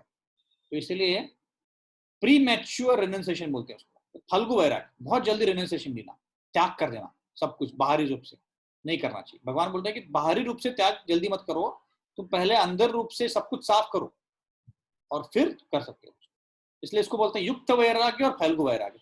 जो लोग भक्ति करते हैं, जो भक्त लोग भक्ति करते हैं और कृष्ण को सेंटर में रखते हैं, वो क्या करते हैं, सब कुछ भगवान के लिए यूज करते हैं, जो भी मिलेगा वो भगवान के लिए यूज कर लेगा, उसको बोलते हैं युक्त वैराग्य। जैसे अभी हमने लैपटॉप यूज किया भगवान का चर्चा करने के लिए, हाँ, पैसा हमारा जो है भगवान की अर्चना में यूज किया, तो कोई चीजों के त्याग करने की जरूरत नहीं। ऑब्वियसली ऐसे कुछ बहुत सारी चीजें हम यूज नहीं कर सकते हैं, पर जो जो यूज कर सकते हैं उसको बोलते हैं युक्त वैराग्य। अब मोबाइल है हमारे पास, कोई बोलता है अरे मोबाइल क्यों यूज करते हो, व्हाट्सएप मैसेज प्रोग्राम के बारे में बताने के लिए। ऑब्वियसली आजकल व्हाट्सएप ज्यादा बाकी चीजों के लिए यूज होता है, पर फिर भी भगवान के लिए यूज कर सकते हैं ऐसे, तो उसको बोलते हैं युक्त वैराग्य। और जो लोग सब कुछ त्याग कर देते हैं, ये नहीं चाहिए वो नहीं चाहिए, नीति नीति नीति बोलते हैं वो लोग, मतलब ये भी नहीं चाहिए वो भी नहीं चाहिए, सब कुछ त्याग करके मुझे बैठना है, उसको बोलते हैं फाल्गु वैराग्य। तो ये फाल्गु वैराग्य से हमको दूर रहना है ऐसा। हाँ, तो ये हो गया ओवरव्यू। तो आज 2 प्रेजेंटेशंस हैं, एक सोनाली माता जी प्रेजेंट करने वाली हैं, और वैष्णवी जो रूपाली माता जी की बेटी है वो भी प्रेजेंट करने वाली है। तो वैष्णवी आप रेडी हो? उसके बाद हम प्रश्न लेंगे। तो 10-10 मिनट का दोनों का प्रेजेंटेशन है, उसके बाद हम प्रश्न लेंगे। Vaishnavi are you ready? Yes yes प्रभु जी। ओके, और आप अपना वीडियो ऑन कर सकते हैं ताकि सब लोग देखें कि इतनी अच्छी लड़की जो भगवद गीता करती है, 16 माला करती है, कौन है वो? हो प्रभू जी. हाँ, चालू कीजिए माता जी. वैष्णवी पहले वैष्णवी प्रेजेंट करेंगी और उसके बाद फिर सोनाली माता जी 5-10 मिनट के लिए पुंडलिक और विठल के बारे में थोड़ा बताएंगे. Yes Vaishnavi, you can start. Hare Krishna. Prabhuji actually मी मराठीतच बोलेन. मी 6वा श्लोक घेतलाय 4थ्या अध्यायामधला. ओके, हरे कृष्ण. हरे कृष्ण. अजोपि सन्नव्ययात्मा भूतानीमीश्वरोऽपि सन् प्रकृतिं स्वामधिष्ठाय संभवात् मायेत मायाया. तर ह्याच्यामध्ये भगवंत स्वतः असं म्हणतात की ते जरी अजन्म आहेत आणि त्यांचं दिव्य शरीर कधीच नाश पावत नाही आणि ते या सर्व प्राणी मात्रांचे म्हणजे जे काही मनुष्य आहेत किंवा जे काही प्राणी आहेत ज्यांचा पण जन्म होतो ते सर्वांचे ईश्वर आहेत. ते प्रत्येक युगात जरी जन्म घेत असले तरी त्यांचा मनुष्यासारखा मूळ देह नसतो. त्यांचा स्वतःचा एक दिव्य देह असतो आणि ते त्यांच्या जन्मोजन्मीच्या वैशिष्ट्याबद्दल याच्यामध्ये सांगतात की त्यांचे किती जन्म झाले तरी त्यांना त्यांच्या प्रत्येक जन्माचं स्मरण असतं. पण मनुष्याला एकदा जन्म घेतला आणि ते मनुष्यातला त्याच्या मागच्या जन्माचं काहीच आठवत नसतं. तो लगेच विस्मरण पावतो. जसंच त्या देहाचा नाश होतो त्या क्षणालाच मनुष्य सगळं विसरून जातो. आणि भगवंत असंही म्हणतात की भगवान जसं मनुष्याला लहानपण म्हणजे चाइल्डहुड, युथ, तारुण्य आणि वृद्धपण असं आहे तसं भगवंतांना नाहीये. जेव्हा असं सांगितलं आहे की या श्लोकामध्ये की जेव्हा कुरुक्षेत्रात युद्ध होतं तेव्हा कृष्ण भगवानांचे स्वतःचे नातवंड होते पण तरी सुद्धा त्यांचं ते एक 20 to 25 इयर्स ओल्डचे युथ प्रमाणे होते. म्हणजे त्याचं एज असं नाहीये त्यांचं, ते वृद्ध नाही होत, ते एकदम तेजस्वी आणि युथफुल आहेत कितीही वर्ष झाले तरी पण, कारण की ते भगवंत आहेत. आपल्याला जो हा देह मनुष्याला मिळालाय तो जन्म घेऊन म्हणजे एक आत्मा, फक्त तो आत्माच आहे जो एकदा एक शरीर सोडलं की पुन्हा दुसऱ्या शरीरामध्ये म्हणजे शरीर बदलतो. परंतु भगवंत जेव्हा एकदा पुन्हा जरी त्यांनी युगामध्ये जन्म घेतला तरी पण त्यांचं शरीर बदलत नाही. त्यांचे दिव्य देह तो एकच राहतो. जो ते मूळ शरीर आहे तेच राहतं जेव्हा ते पुन्हा जन्म घेतात. आणि त्यांचं शरीर मनुष्याप्रमाणे नसतं. जेव्हा त्यांनी जन्म घेतला होता श्रीकृष्णा म्हणून त्यावेळेस त्यांनी नारायण ह्या रूपामध्ये जन्म घेतला होता. त्यांच्या मूळ स्वरूप नारायण ह्या रूपामध्ये जन्म घेतला होता. म्हणजे ह्या श्लोकाचं तात्पर्य असं आहे की भगवंत हे त्यांच्या दिव्य शरीरामध्येच नेहमी असतात, परंतु जे मनुष्य आहेत त्यांचं शरीर हे नेहमी बदलत राहतं. म्हणजे जरी ते मनुष्य समजा कर्मानुसार मृत्यू आणि जन्म ह्या बंधनात अडकलेला असतो, मृत्यू आणि जन्माच्या चक्रात, परंतु भगवंत या चक्रात अडकलेले नसतात. ते जेव्हा गरज पडते त्यांना धर्माची ग्लानी झाल्यावरती किंवा काय अधर्म झाल्यावरती तेव्हा ते जन्म घेतात, परंतु त्यांचं शरीर आणि त्यांची स्मृती नुसार त्यांना सगळं लक्षात असतं आणि त्यांचं दिव्य मूळ शरीर एकच असतं, परंतु मनुष्याला काहीच लक्षात नाही राहत. Hare Krishna. Thank you so much Vaishnavi. तो आप थोड़ा अपने बारे में बता सकते हैं वैष्णवी, या रूपाली माता जी बताएंगे वैष्णवी अभी क्या पढ़ रही है, कौन से क्या पढ़ रही, तो बाकी सबको पता चलेगी एग्जैक्टली क्या कर रही है. मैं एक्चुअली अभी MBA कर रही हूँ. एक्चुअली अभी मैंने फर्स्ट ईयर मेरा कंप्लीट हो गया है, बट अभी लॉकडाउन के कारण सब कुछ बंद होने के कारण फिर मैंने सेकेंड ईयर को एडमिशन नहीं लिया है. तो अभी फिलहाल तो मैं इसमें भगवत गीता का ज्वाइन वगैरह किया, ऑलमोस्ट 6 months हो गए, तो इसमें इंटरेस्ट आ गया, तो मैंने फिर सोचा ही नहीं कुछ वापस ज्वाइन करने का। ओके, तो आप देख सकते हैं कि वैष्णवी जो अभी एमबीए कर रही है, तो आजकल के नौजवानों को और युवतियों को भगवद गीता में इंटरेस्ट नहीं है, पर वैष्णवी इतना अच्छे से पढ़ाई की है, वो रोज 16 माला करती, ज़्यादा ही करती है। और आपने देखा, अभी मराठी में बताया उसने, फिर भी काफ़ी अच्छे से उनको उसने एक्सप्लेन किया कि जो श्लोक लिया था उसने, कि हमारे और कृष्ण की भगवान के शरीर में कैसे फ़र्क होता है, और कृष्ण भगवान जन्म नहीं लेते हैं, या तो जो लेते हैं अपने आध्यात्मिक स्वरूप में लेते हैं। तो ऐसे ये बहुत प्रशंसनीय है कि रूपाली माता जी और उनकी लड़की दोनों मिलके जप करते हैं और 16 माला करते हैं दोनों। तो आइए हम उनको थैंक यू बोलते हैं और उनको धन्यवाद देते हैं। तो वैष्णवी ने बहुत अच्छा प्रेजेंटेशन दिया। हरे कृष्णा। तो अभी अगला प्रेजेंटेशन है सोनाली माता जी। सोनाली माता जी पुंडलिक और विट्ठल के कथा के बारे में, पास्ट टाइम के बारे में बताएंगे संक्षिप्त में 10 मिनट में। और टू सोनाली माता जी, आप अगर वीडियो ऑन कर सके तो अच्छा रहेगा, तो लोगों का कंसंट्रेशन रहेगा वीडियो। हाँ प्रभु जी, एक्चुअली थोड़ा नेट का प्रॉब्लम है, तो बीच में डिस्कनेक्ट हो सकता है, तो फिर और मतलब एक पीपीटी तैयार किया है, तो वो शेयर करना मतलब है। यस करिए मत। हाँ करो ना। अभी मैं जो मतलब कथा सुना रही हूँ श्री विट्ठल जी की है। ये कथा है भगवान श्री कृष्ण के समय पर एक राक्षस था, उसका नाम था काल्यवन। उसको वरदान था कि भगवान के कुल यानी यदुकुल में भय उत्पन्न करने का।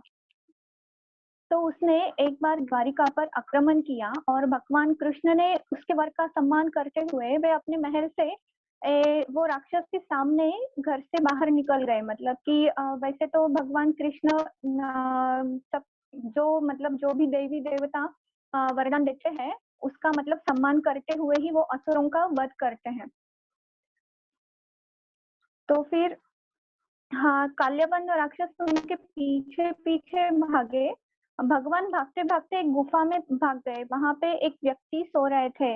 वे थे राजा मुचकुंद, जिन्होंने देवासुर संग्राम में देवताओं को की सहायता की थी और विजयी मतलब हो गए थे। फिर देवता जो है वो प्रसन्न होकर उनको नेक्स्ट करो, उनको वरदान मांगने के लिए बोला। तब राजा मुचकुंद जी ने मतलब वरदान मांगा, जो मतलब ये जो देवासुर संग्राम था उसमें वो काफी थक गए थे। तो उन्होंने बोला कि मैं अभी बहुत थक गया हूँ, तो मुझे सोने का वरदान चाहिए, और जो भी मेरा मतलब मेरी निद्रा जो भंग करेगा, जो उसके ऊपर मेरी जो दृष्टि पड़ेगी तो वो जलकर भस्म हो जाए। तो ऐसे बोल के वो सो गए। और ये बात है सतयुग की। उसके बाद आता है त्रेता युग, जिसमें राम जी आते हैं। फिर आता है द्वापर युग, जिसमें भगवान श्री कृष्ण आते हैं। तब तक ये राजा मुचकुंद जो है वो सो रहे थे, और उनकी मतलब कि वो बहुत काफी बूढ़े हो गए थे। उनकी लंबी दाढ़ी हो गई थी, सफेद बाल, लंबे नाखून हो जाते हैं। तब भगवान मतलब वो गुफा में जाके वहां पे जहाँ पे राजा मुचकुंद सोते हैं वहां पे उनके ऊपर भगवान अपना उत्तरीय मतलब पीछे से मतलब पीछे का भागी उत्तरीय को दिखाकर वो सोते हैं, खड़े होते हैं या सोते हैं। तो उनके पीछे जो है काल्यवन राक्षस भाग के आता है। तो फिर उनको काल्यवन राक्षस को लगता है कि ये मतलब भगवान श्री कृष्ण ही सो रहे हैं। तो काल्यवन उनको लात मार के युद्ध के लिए ललकारित करता है, प्रेरित करता है। तभी राजा मुचकुंद जो है सोते हैं, तो वो उठ जाते हैं और अपनी दृष्टि काल्यवन पर डालते हैं, और वो तभी जलकर भस्म हो जाते हैं। तब भगवान मुचकुंद के समक्ष जाते हैं और उनका उद्धार करना चाहते हैं, और उनको अनुग्रह करते हैं कि मतलब कि अपना सुंदर रूप दिखाते हैं। तब और बोलते हैं कि आप मतलब जो वरदान चाहिए वो मांगो। तब राजा मुचकुंद ने मतलब वरदान मांगा कि आप जिस प्रकार प्रसन्न मुद्रा में मेरे सामने खड़े हैं, वैसे ही हमेशा मेरे सामने खड़े रहे। तब भगवान ने कहा, ये वरदान मैं तुम्हारे अगले जन्म में पूरा करूंगा। अगले जन्म में यही राजा मुचकुंद बने पुंडलिक, जो भगवान के बहुत ही बड़े भक्त थे। उन्होंने पुंडलिक के रूप में जन्म लिया पंढरपुर में। इसी को पंढरपुर नेक्स्ट कर नेक्स्ट रुक जा। इसी को पंढर पंढरीनाथ, सूर्यवन, लोहदंडवन, दक्षिण काशी, भूवैकुंठ, पांडुरंगपुर, पुंडलिकपुर बोलते हैं। और एक इसका नाम है दिंडीरवन, जहाँ पे मतलब दिंडीरथ नाम का एक राक्षस था जिसने देवताओं को बहुत परेशान किया था।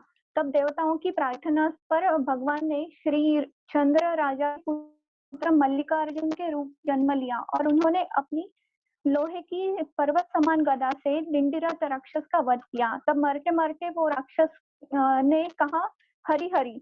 तब मल्लिकार्जुन जो भगवान के अवतार थे उन्होंने उनको अपना चतुर्भुज रूप का दर्शन दिया और वरदान मांगने पर राक्षस दिंडीरथ बोले कि ये स्थान दिंडीरा वन के नाम से प्रसिद्ध हो जाए और जहाँ पे आपकी गदा गिरी है वहां पे जो भी आए उनके पाप नष्ट हो जाए और गदा लोहदंड तीर्थ नाम से जानी जाए।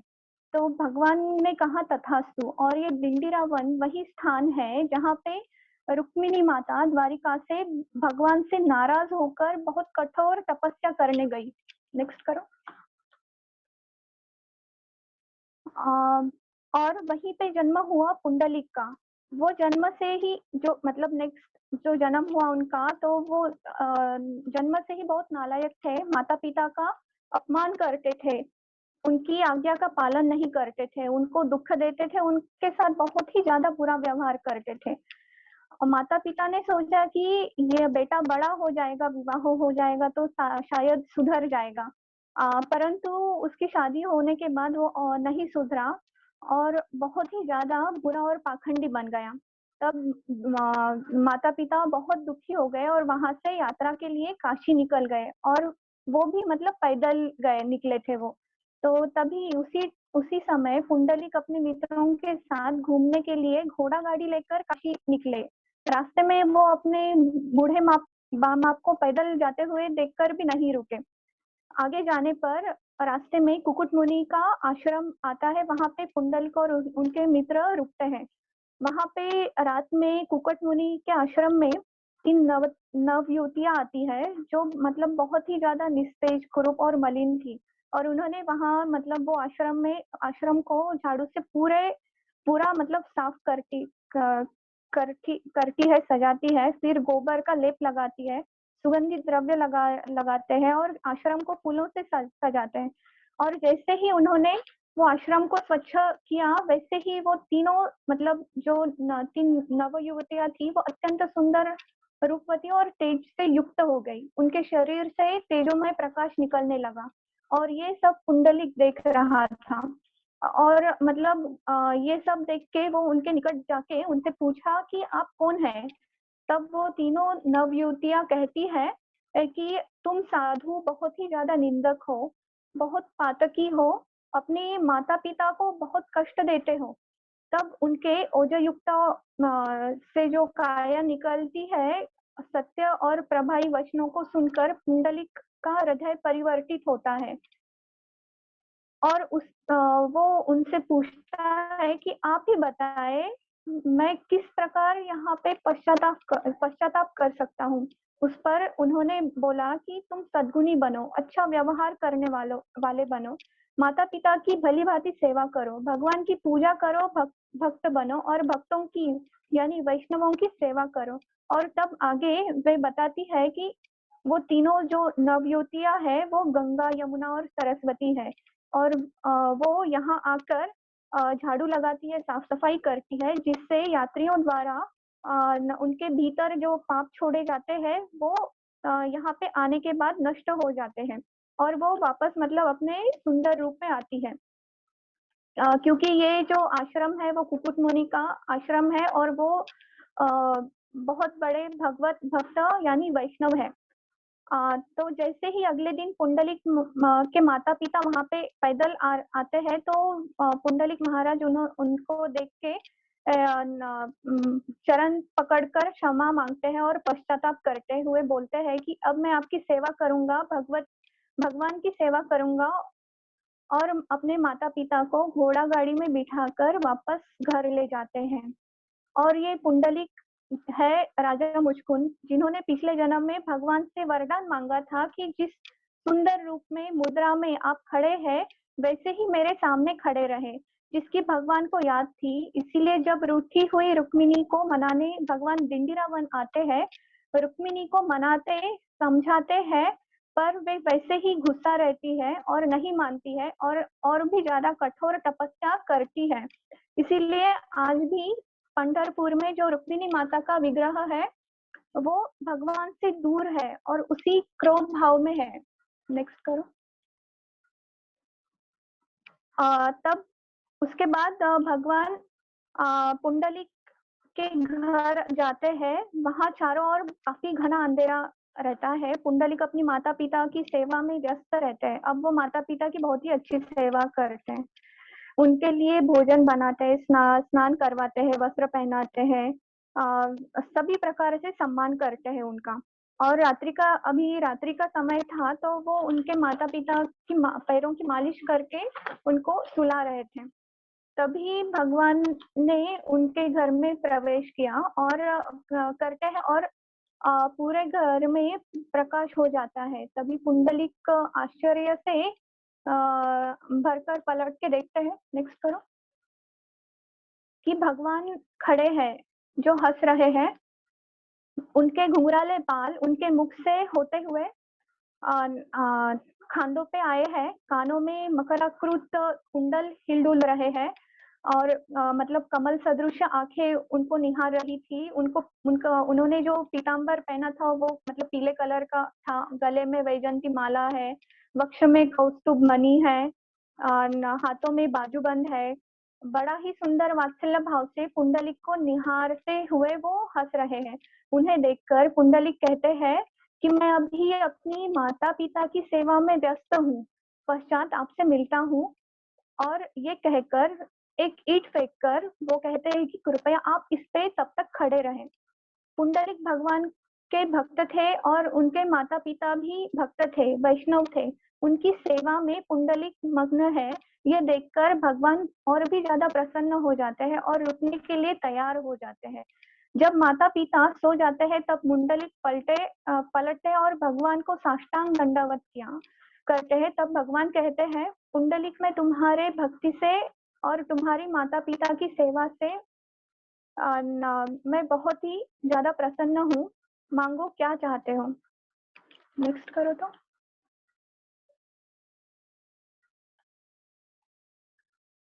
जब साक्षात तब पुंडलिक महाराज कहते हैं, जब साक्षात आप मेरे सामने खड़े हैं तो मैं आपसे क्या मांगू।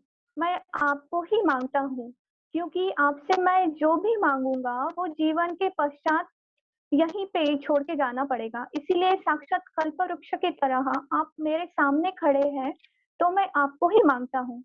और आप इतने भक्त वत्सल है जो मेरे लिए यहाँ पे आए और इस मतलब ईंट पे खड़े होके मेरा इंतजार किया और मुझे आपने इतने सुंदर दर्शन दिया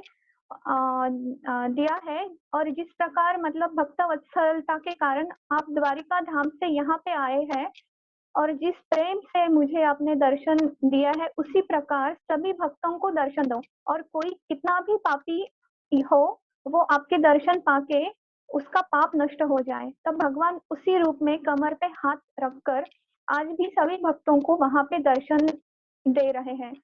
और वो जो ईंट है जिस पर भगवान खड़े हैं उसकी भी एक छोटी सी मतलब कथा है कि एक बार इंद्र ने अपना सिंहासन जाने की भय से तपस्या करते हुए एक ऋषि का वध किया। तब वो ऋषि ने मरते हुए इंद्र को पत्थर यानी ईंट बनने का श्राप दिया। तब पश्चाताप करते हुए इंद्र भगवान के पास जाते हैं और भगवान उनका उद्धार करने का आश्वासन देते हैं।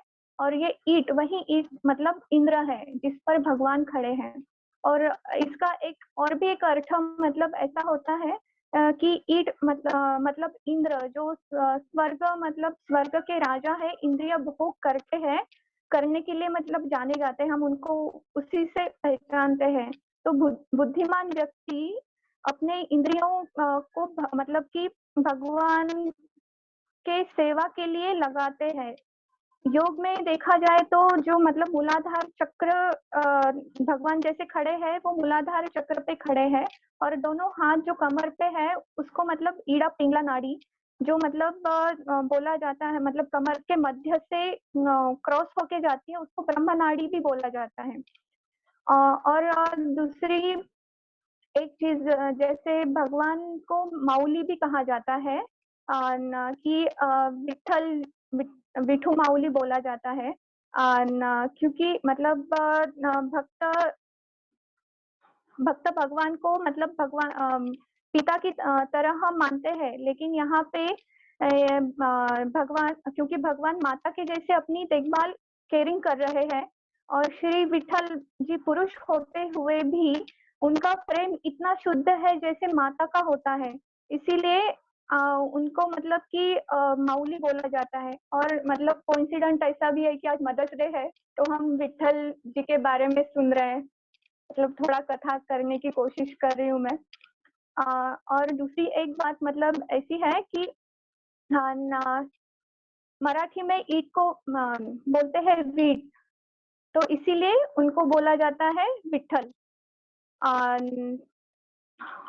ऐसे कहा जाता है कि भगवान ने जितने भी अवतार लिए हैं उनका निर्धारित लक्ष्य समय पूरा होने के बाद वे वापस चले गए, परंतु पंढरपुर जो भगवान है वो आज भी वहीं पे खड़े हैं, जब तक ये सृष्टि रहेगी, जीवन रहेगा, ये वहीं पे खड़े रहेंगे। और भगवान का कमर पर हाथ रखने का और भी एक उद्देश्य है, अर्थ है कि ये जो भवसागर यानी जन्म मृत्यु का जो गहरा सागर है उसमें हम जैसे लोग डूब रहे हैं, लेकिन भगवान श्री विठल जी के मतलब जो भी कोई सच्चे मन से शरणागत होके उनका दर्शन कर लेगा, ये जो भवसागर है जिसका उसका स्तर कमर तक हो जाएगा, और वो जल मतलब कमर तक जो जल रहता है उसमें कोई डूबता नहीं है और आसानी से पार कर लेता है। तो ये वरदान है भगवान का पुंडलिक को, जहाँ ये थे हम, मतलब जहाँ हमको हम सबको यही प्राप्त हो गया है, हमको भी प्राप्त हो गया है, इसीलिए इस स्थान को पुंडलिकपुर कहा जाता है और बाद में पंढरपुर कहा गया। और हर आषाढ़ी एकादशी पर दूर दूर से भक्त वारकरी भगवान विठल जी का दर्शन लेने के लिए आते हैं। तो बोलो पंढरपुर धाम की जय, पंढरीनाथ की जय, हरि बोल। थैंक यू सो माता जी, बहुत अच्छा। Hare Krishna, thank you so much, बहुत अच्छे से विस्तार से आपने बताया उस कथा के बारे में। तो बहुत पुण्यवान नगरी है पंढरपुर, हमारे बहुत बहुत पास में भी है, 4-5 घंटे का रास्ता है। तो अगर जब ये लॉकडाउन खुल जाए तो हम सोच सकते हैं कि हम अपना एक पिकनिक वहाँ पे पंढरपुर जा सकते हैं। अब ये हम इच्छा तो जाहिर कर सकते हैं। हरे कृष्णा, बहुत बहुत धन्यवाद। अब और किसी को कोई प्रश्न है इसके बारे में, या तो 5वें अध्याय के बारे में प्रश्न है किसी को?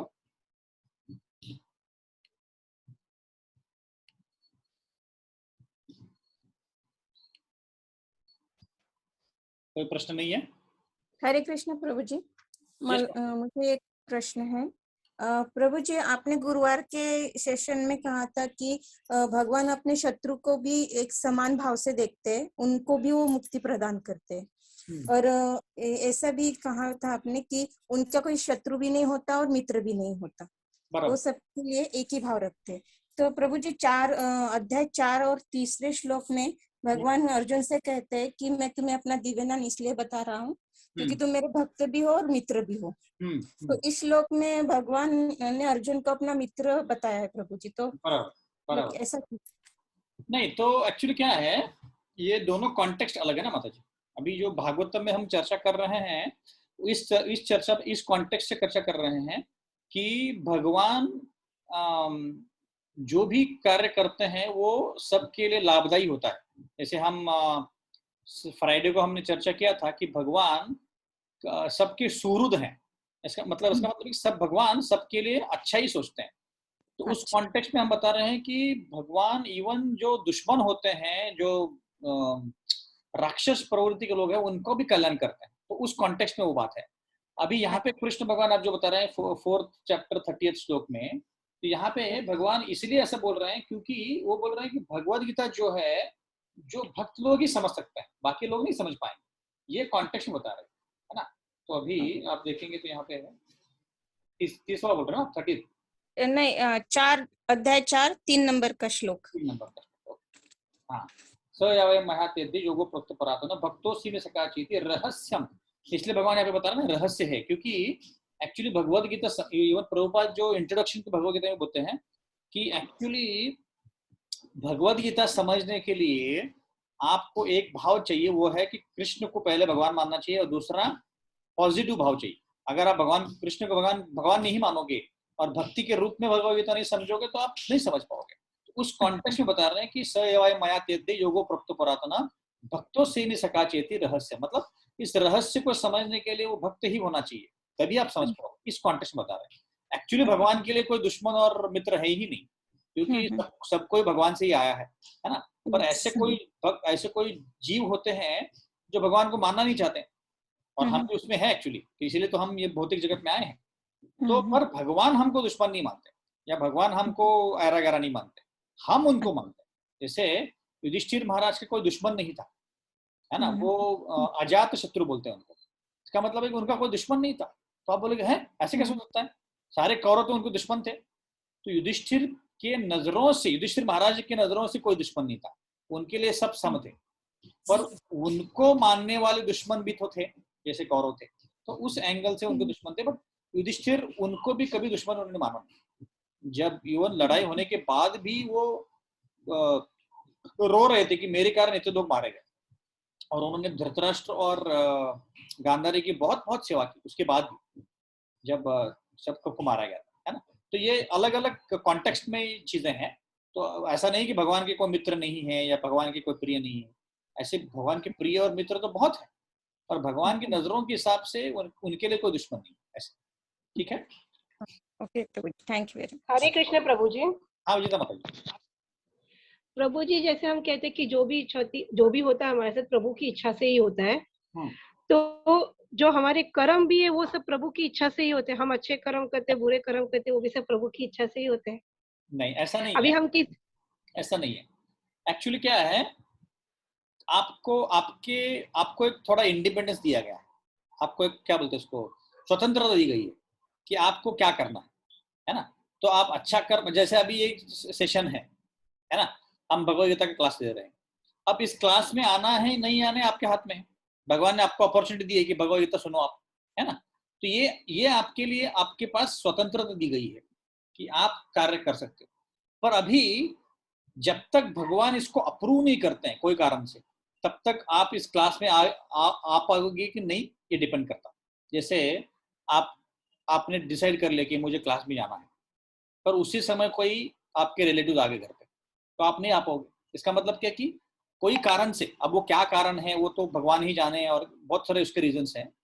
पर आपकी डिजायर तो थी कि आपको क्लास अटेंड करना है, पर कोई कारण से आप अटेंड नहीं कर पाए। इसका मतलब क्या हुआ कि आपकी डिजायर थी, आपको करना भी था, बट भगवान ने कोई और कारण से आपको वो क्लास अटेंड करने नहीं दिया। ऐसे बहुत बार होता है हमारा, जैसे हम कहीं जाना चाहते हैं पर जा नहीं पाते हैं क्योंकि कोई कारण होता है, तो उसको बोलते हैं कि भगवान की इच्छा से होता है। इसका मतलब क्या है कि हम डिजायर करते हैं, हम इच्छा करते हैं, और परमात्मा जो है उसको इच्छा को सैंक्शन करता है या तो डिक्लाइन करता है, अप्रूव करता है या तो रिजेक्ट करता है।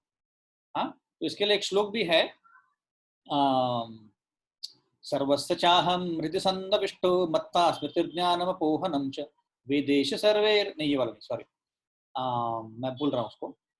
उपद्रष्टा अनुमंता च भोक्ता, उपद्रष्टा अनुमंता च भर्ता भोक्ता महेश्वर सर्व परमात्मेति चापि उक्तो, लास्ट लाइन में भूल रहा हूँ। तो उपद्रष्टा अनुमंता मतलब सब कुछ देखने वाला परमात्मा है, अनुमंता मतलब अपूर्व करने वाला भी परमात्मा। इसका मतलब है कि आपने इच्छा जाहिर की, उसके बाद परमात्मा उसको अप्रूव करता है या रिजेक्ट करता है, वो डिपेंड करता है बहुत सारे कारणों के कारण। जैसे आपने बोला कि अरे मुझे प्राइम मिनिस्टर बनना है, अब मैंने भले ही इच्छा जाहिर की, बट परमात्मा बोलता है कि नहीं, अभी तो तुम नहीं बन सकते, तुम्हारे पास इतना पुण्य नहीं। ऐसे तो एक्चुअली चाहे तो भगवान सब कुछ अपने हिसाब से कर सकते हैं, और बहुत बार वो क्या करते हैं, जीव की इच्छा के अनुसार करते हैं। पर हम इच्छा जाहिर करते हैं जब तक बट कृष्ण अप्रूव नहीं करते तब तक कोई कुछ नहीं कर सकता। ये इसका मतलब समझ में आता जी? जी प्रभु जी, पर फिर आजकल लोग ऐसे भी कहते हैं ना कि अगर भगवान ने हमारे नसीब में भक्ति लिखी होगी तो हम अपने भगवान के भक्त बन ऐसा जाएंगे। नहीं, वो इंडिपेंडेंस दिया गया। एक्चुअली आपको मटेरियल इंडिपेंडेंस नहीं है बट स्पिरिचुअल इंडिपेंडेंस। मतलब कि हमारा जो भौतिक डेस्टिनी है कि आपको हमको पैसा कितने मिलने वाला है, कैसा पति मिलेगा, कैसा बच्चे मिलेंगे, कैसी बीवी मिलेगी, ये सब कुछ डिसाइडेड है आपके कर्मों के अनुसार। बट भक्ति में आना है कि नहीं आना ये आपके ऊपर डिपेंड है, वो आपके डिजायर के ऊपर डिपेंड है। अब आप सोचिए कि ये क्लास में आना है कि नहीं आना आपके हाथ में। ऐसा कोई बोल नहीं सकता कि नहीं मेरा नसीब में नहीं था इसलिए मैं जा नहीं पाया।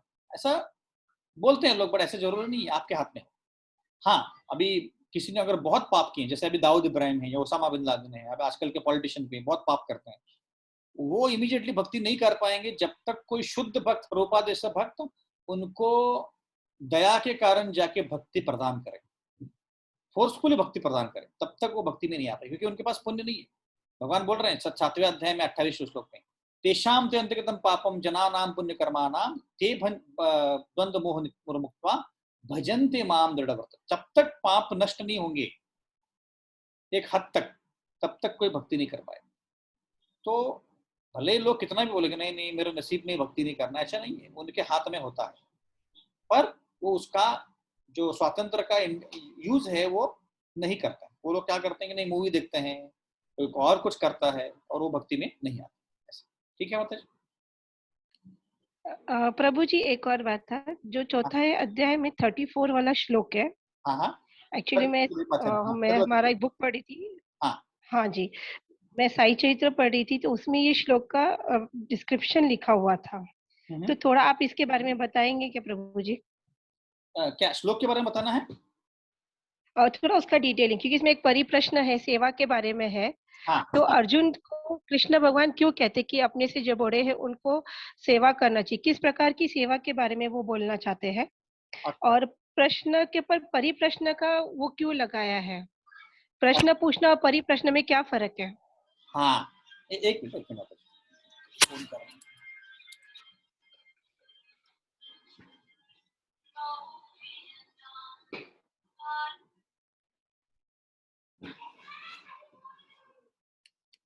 हाँ, तो मैं ये श्लोक शेयर कर रहा हूँ ताकि सब लोग देख पाए इसको। तो ये है तद्विधि प्रणिपाते ना परिप्रश्न से हो। तो आप अगर यहाँ पे उसका अर्थ देखेंगे, परिप्रश्न मतलब क्या है? Submissive inquiry. मतलब अगर कोई चैलेंजिंग, अभी जैसे आपने प्रश्न पूछा एकदम नम्रता से पूछा है ना, तो अगर कोई और चैलेंज से पूछ सकता है। यहाँ पे ऐसे क्यों लिखा है? क्यों लिखा है ऐसे? ये क्या हो गया? चैलेंज से हो गया। और आपने जैसे पूछा ये सबमिसिव इंक्वायरी होती है, मतलब नम्रता से पूछा। तो परिप्रश्न मतलब नम्रता से पूछना, क्योंकि जब कोई गुरु से प्रश्न पूछता है, जब तक वो नम्रता से नहीं पूछेगा तब तक उसको आंसर नहीं मिलेगा। क्योंकि गुरु से जैसे कोई वाटरफॉल होता है ना, वाटरफॉल क्या होता है? ऊपर से नीचे आता है। तो इसीलिए ज्ञान भी ऊपर से नीचे आता है। तो जैसे गुरु होता है कोई, तो गुरु अगर जब शिष्य को ज्ञान देता है तो वो ऊपर से नीचे आता है। इसका मतलब है कि बड़ा व्यक्ति छोटे व्यक्ति को ज्ञान दे रहा है। तो इसीलिए ये जो प्रश्न है, ये प्रश्न नम्रता से और पूरे क्या बोलते हैं शरणागत भाव से पूछना चाहिए, तभी उस प्रश्न का उत्तर मिलेगा। क्योंकि आप एक गुरु से जो शुद्ध भक्त है उससे प्रश्न पूछ रहे है ना, तो इसलिए परिप्रश्न बोला गया। प्रश्न बोलते तो फिर वो कोई भी क्वेश्चन होता, तो इसका मतलब ये है। और दूसरा क्या प्रश्न था माताजी आपका? हाँ प्रभु जी, सेवा मतलब वो किस प्रकार की सेवा के बारे में बात करना चाहते हैं? हाँ, यहाँ पे सेवा वो गुरु के बारे में कॉन्टेक्स्ट में कर रहा है। हाँ, तो यहाँ पे जैसे गुरु के अलग अलग प्रकार से सेवा कर सकते हैं। यहाँ पे जैसे लिखा है inquire from him submissively and render service into him. मतलब गुरु से प्रश्न पूछो कि भाई क्या करना चाहिए मेरे जीवन में अपने, ये इतने कष्ट क्यों हो रहे हैं, और भगवान कौन है, मेरा और भगवान के साथ नाता क्या है, ये सारे प्रश्न हो गए है ना। और सेवा क्या बोल रहे हैं? सेवा मतलब कई तरीके से हम भगवान की और गुरु की सेवा कर सकते हैं। जैसे हमारे लिए अभी गुरु आप कंसिडर कर सकते हैं तो शिला प्रभुपाद, जिन्होंने हमें भगवद गीता का ट्रांसलेशन दिया है, इस्कॉन का फाउंडेशन फाउंड किया है, तो उनकी सेवा हम कैसे कर सकते हैं? पहली सेवा हम कर सकते हैं कि जो गुरु हैं, शिला प्रभुपाद हमारे लिए गुरु हैं, उनके किताबों को पढ़ें, उनके इंस्ट्रक्शंस को सुने, ये पहली सेवा हो। दूसरी सेवा है कि इंस्ट्रक्शन में जो लिखा हुआ है उसका पालन करें।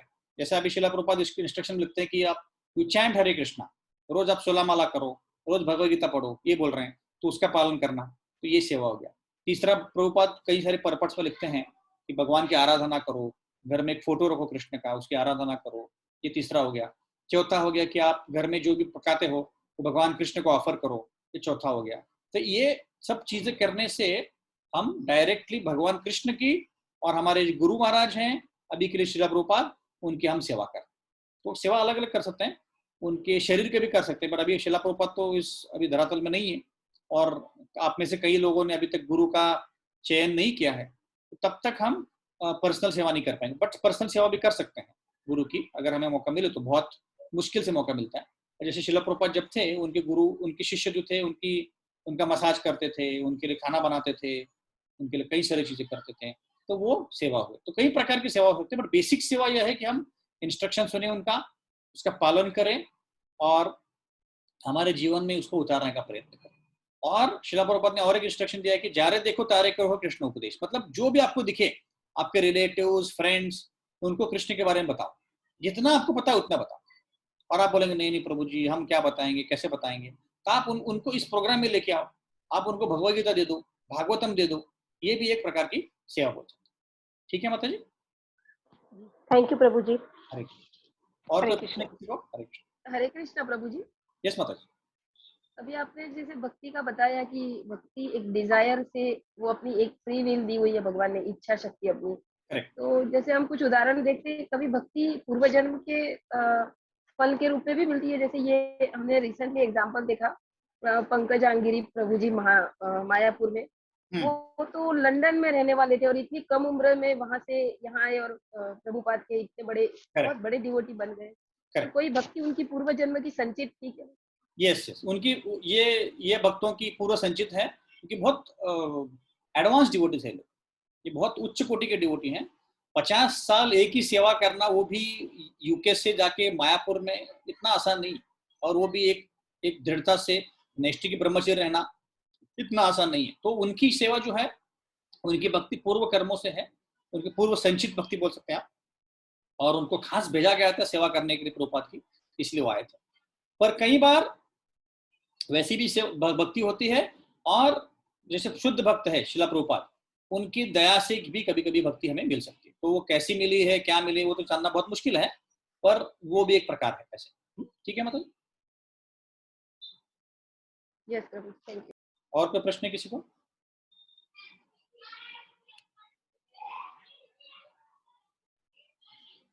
हरे कृष्ण प्रभूजी। येस पद्मनाथ। प्रभूजी, तुम्ही सुरुवातीला ते जय जगदीश हरेचं जे गीत घेतलं होतं ते बुक मध्ये काय नाहीये सापडत, तुम्ही पाठवतो व्हिडिओ मी व्हॉट्सअपवर पाठवतो। हा, व्हॉट्सअपवर व्हिडिओ हे पाठवतो, तो पुस्तक पाठवतो मी।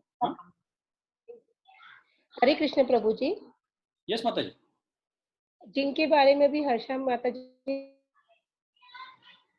आपका आवाज ब्रेक हो रहा है माता जी। हरे कृष्णा। मेरा आवाज आ रहा है सभी को? आपका आ रहा है माता जी का? हाँ जी, आ रहा है प्रभु। हाँ विजेता माता जी, आपका आवाज नहीं आ रहा है। आवाज आ रहा है? लो। हाँ अभी आ रहा है। हाँ अभी आ रहा है। हाँ जी, हाँ जी। तो वो मैंने भी थोड़ा उनका रिसर्च किया था। लास्ट वीक उनका बहुत चला था व्हाट्सएप पे, क्योंकि तबीयत बहुत ज्यादा खराब है और सब लोग उनके लिए प्रार्थना कर रहे थे। तो वो 2 जुड़वा भाई है, दोनों वहाँ पर मायापुर में आए हुए हैं, और वो नरसिंह अवतार की बहुत बड़े भक्त हैं। करेक्ट बराबर। वो नरसिम्हा भगवान को बहुत पूजा करते थे। उनसे रिलेटेड उनके 2-3 इंसिडेंट्स भी मैंने फेसबुक पे पढ़े थे कि किस तरह से उनकी भक्ति करने से उन्होंने कई लोगों की जान भी बचाई थी। कोई एक्सीडेंट वगैरह थी। तो जैसे आप हमें कहते हैं कि हमने कृष्ण भगवान की पूजा करनी चाहिए, फिर मायापुर में जब ये इस्कॉन मंदिर है, तो वहाँ पे नरसिम्हा अवतार की पूजा होती है। और ऐसे भी कहा जाता है ना कि जो भगवान के, अगर हम जैसे ये नरसिम्हा अवतार उनका क्रोध से भरा था, जैसे वो गुस्से में दिखते हैं उसमें, ऐसे भी हो सकता है ना कि हम उनके क्रोध रूप की पूजा करेंगे तो हमारे अंदर भी क्रोध बढ़ सकता है। और कृष्ण भगवान एकदम निर्मल नहीं, उनके निर्मल अवतार थे। हाँ, उन नरसिंह भगवान की पूजा इसलिए करते हैं क्योंकि हमारे जीवन में जो बाधाएं आती हैं वो निकल जाएं। जैसे गणपति जो है, गणेश भगवान, वो नरसिंह भगवान से शक्ति अपनी प्राप्त करते हैं, इसीलिए गणपति को भी हम बोलते हैं कि वो विघ्नहर्ता है। वैसे ही नरसिंह भगवान भी सारे विघ्नहर्ता, सबके विघ्नहर्ता है, पर गणपति उनकी शक्ति इनसे लेते हैं, नरसिंह भगवान से। आप ब्रह्म संहिता में एक श्लोक आता है, तो उसमें लिखा हुआ है कि गणपति भगवान नरसिंह से शक्ति लेते हैं। तो एक्चुअली मायापुर में सिर्फ नरसिंह भगवान नहीं है, आप अगर मायापुर के वीडियो में देखेंगे तो वहाँ पे राधा कृष्ण है, अष्ट सखियां हैं, चैतन्य महाप्रभु हैं, उनके पांचों अवतार हैं, जय श्री कृष्ण चैतन्य प्रभु नित्यानंद, वो सारे पांचों अवतार, तो तीनों विग्रह हैं माता जी। और नरसिंह भगवान की इसलिए क्या वहाँ पे, क्योंकि वहाँ पे 20-30 साल पहले काफी गुंडों ने वहाँ पे तबाही मचाई थी और मंदिरों में आके वो अटैक कर रहे थे, तो इसीलिए वहाँ पे नरसिंह भगवान का पूजा होती है, ताकि मंदिर के भक्तों को उससे प्रोटेक्शन मिले, तो इसीलिए वहाँ पे होती है। बट ऐसे कुछ भक्त होते हैं जिनका भाव ही नरसिंह भगवान, जैसे प्रहलाद महाराज थे, तो उनका भाव नरसिंह भगवान की तरफ होता है, तो इसमें कोई हर्ज नहीं है। नरसिंह भगवान और कृष्ण में ज्यादा फर्क नहीं, भले ही नरसिंह भगवान कृष्ण के अवतार हैं, पर हमारे लिए ज्यादा फर्क नहीं, ऐसा हो सकता है। ठीक है प्रभु जी, हम गए थे मायापुर। अच्छा। तो मायापुर ये जो धाम है, ये वास्तविक बड़ा चमत्कारिक धाम है। वहां जाने के बाद जो है भक्ति एकदम डीप रूटेड हो जाती है। यस, क्योंकि वो दया का धाम, औदार्य धाम। हाँ, औदार्य नहीं है, कृपा धाम है। ठीक है, और कोई प्रश्न है किसी को? हरे कृष्ण प्रभु जी। यस माता जी। सॉरी बट एक और सवाल था, क्योंकि लास्ट वीक मैंने थोड़ा पढ़ा था, तो शीला प्रभुपाद जी के बारे में पढ़ा था कि उन्हें पॉइजन देके उनका डेथ हुआ था। एक्चुअली क्या है, यूट्यूब में और गूगल में कई सारे वीडियोस सर्कुलेट होते हैं, तो जब से शिला प्रभुपाद गए हैं तब से कई अलग अलग लोग इस्कॉन से बाहर निकल गए कोई कारण से, या एक्चुअली कई लोग शिला प्रभुपाद से भी नाराज थे, या कोई गुरु महाराज से, मतलब कोई और शिष्यों से नाराज थे। तो इसमें कोई तथ्य नहीं है, क्योंकि इसके ऊपर काफी चर्चा हुई है, और शिला प्रभुपाद ने ऐसे 2 बार बोला था, पर उसका एक्चुअली मीनिंग ये था कि पॉइजन मतलब उनको कभी भी एलोपैथिक दवा नहीं लेनी थी, वो कभी भी एलोपैथिक दवा लेते नहीं थे। तो उनको कई शिष्यों ने उनको ठीक करने के लिए एलोपैथिक दवा दी थी, तो इसलिए वो बोल रहे थे कि मुझे पॉइजन दिया गया है। एक्चुअली उसका में कोई तथ्य नहीं है। और जो भगवान के भक्त हैं, ऐसे शुद्ध भक्त हैं, उनका कोई बिगाड़ नहीं सकता। जैसे अभी ये पंकजांगी प्रभु को कोरोना होकर चले गए, ये तो निमित्त था भगवान के, और कोई धाम में शिला प्रभुपाद को सहकार्य करने के लिए वो चले गए हैं पंकजांगी प्रभु, तो ये तो निमित्त, कोरोना एक निमित्त है भगवान के लिए। भगवान के जो भक्त होते हैं उनको तो भगवान कोई भी परिस्थिति में बचाते हैं। तो अगर प्रभुपाद को कोई अगर पॉइजन देने का प्रयत्न करते तो भगवान आराम से बचा सकते थे, तो बचाया भी था उन्होंने, तो उसमें कोई तथ्य नहीं है। तो कई सारी चीजें जो यूट्यूब में आती हैं, गूगल में आती है, उसमें ज्यादा तथ्य नहीं होता है, अनलेस ऑथेंटिकली हमें पता चले। तो वो जहां तक मैंने स्टडी, क्योंकि मैंने भी, आप जैसे बता रहे हो, मैंने भी 2008 में इसके बारे में स्टडी किया था, उसके बारे में मैंने कई भक्तों को पूछा, तो उन्होंने बोला कि इसमें कोई तथ्य नहीं है।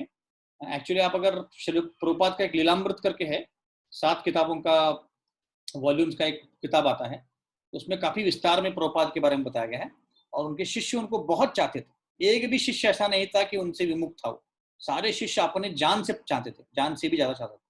तो ऐसा अगर कोई करे तो इस पे ऊपर विश्वास रखना बहुत मुश्किल है। ठीक है,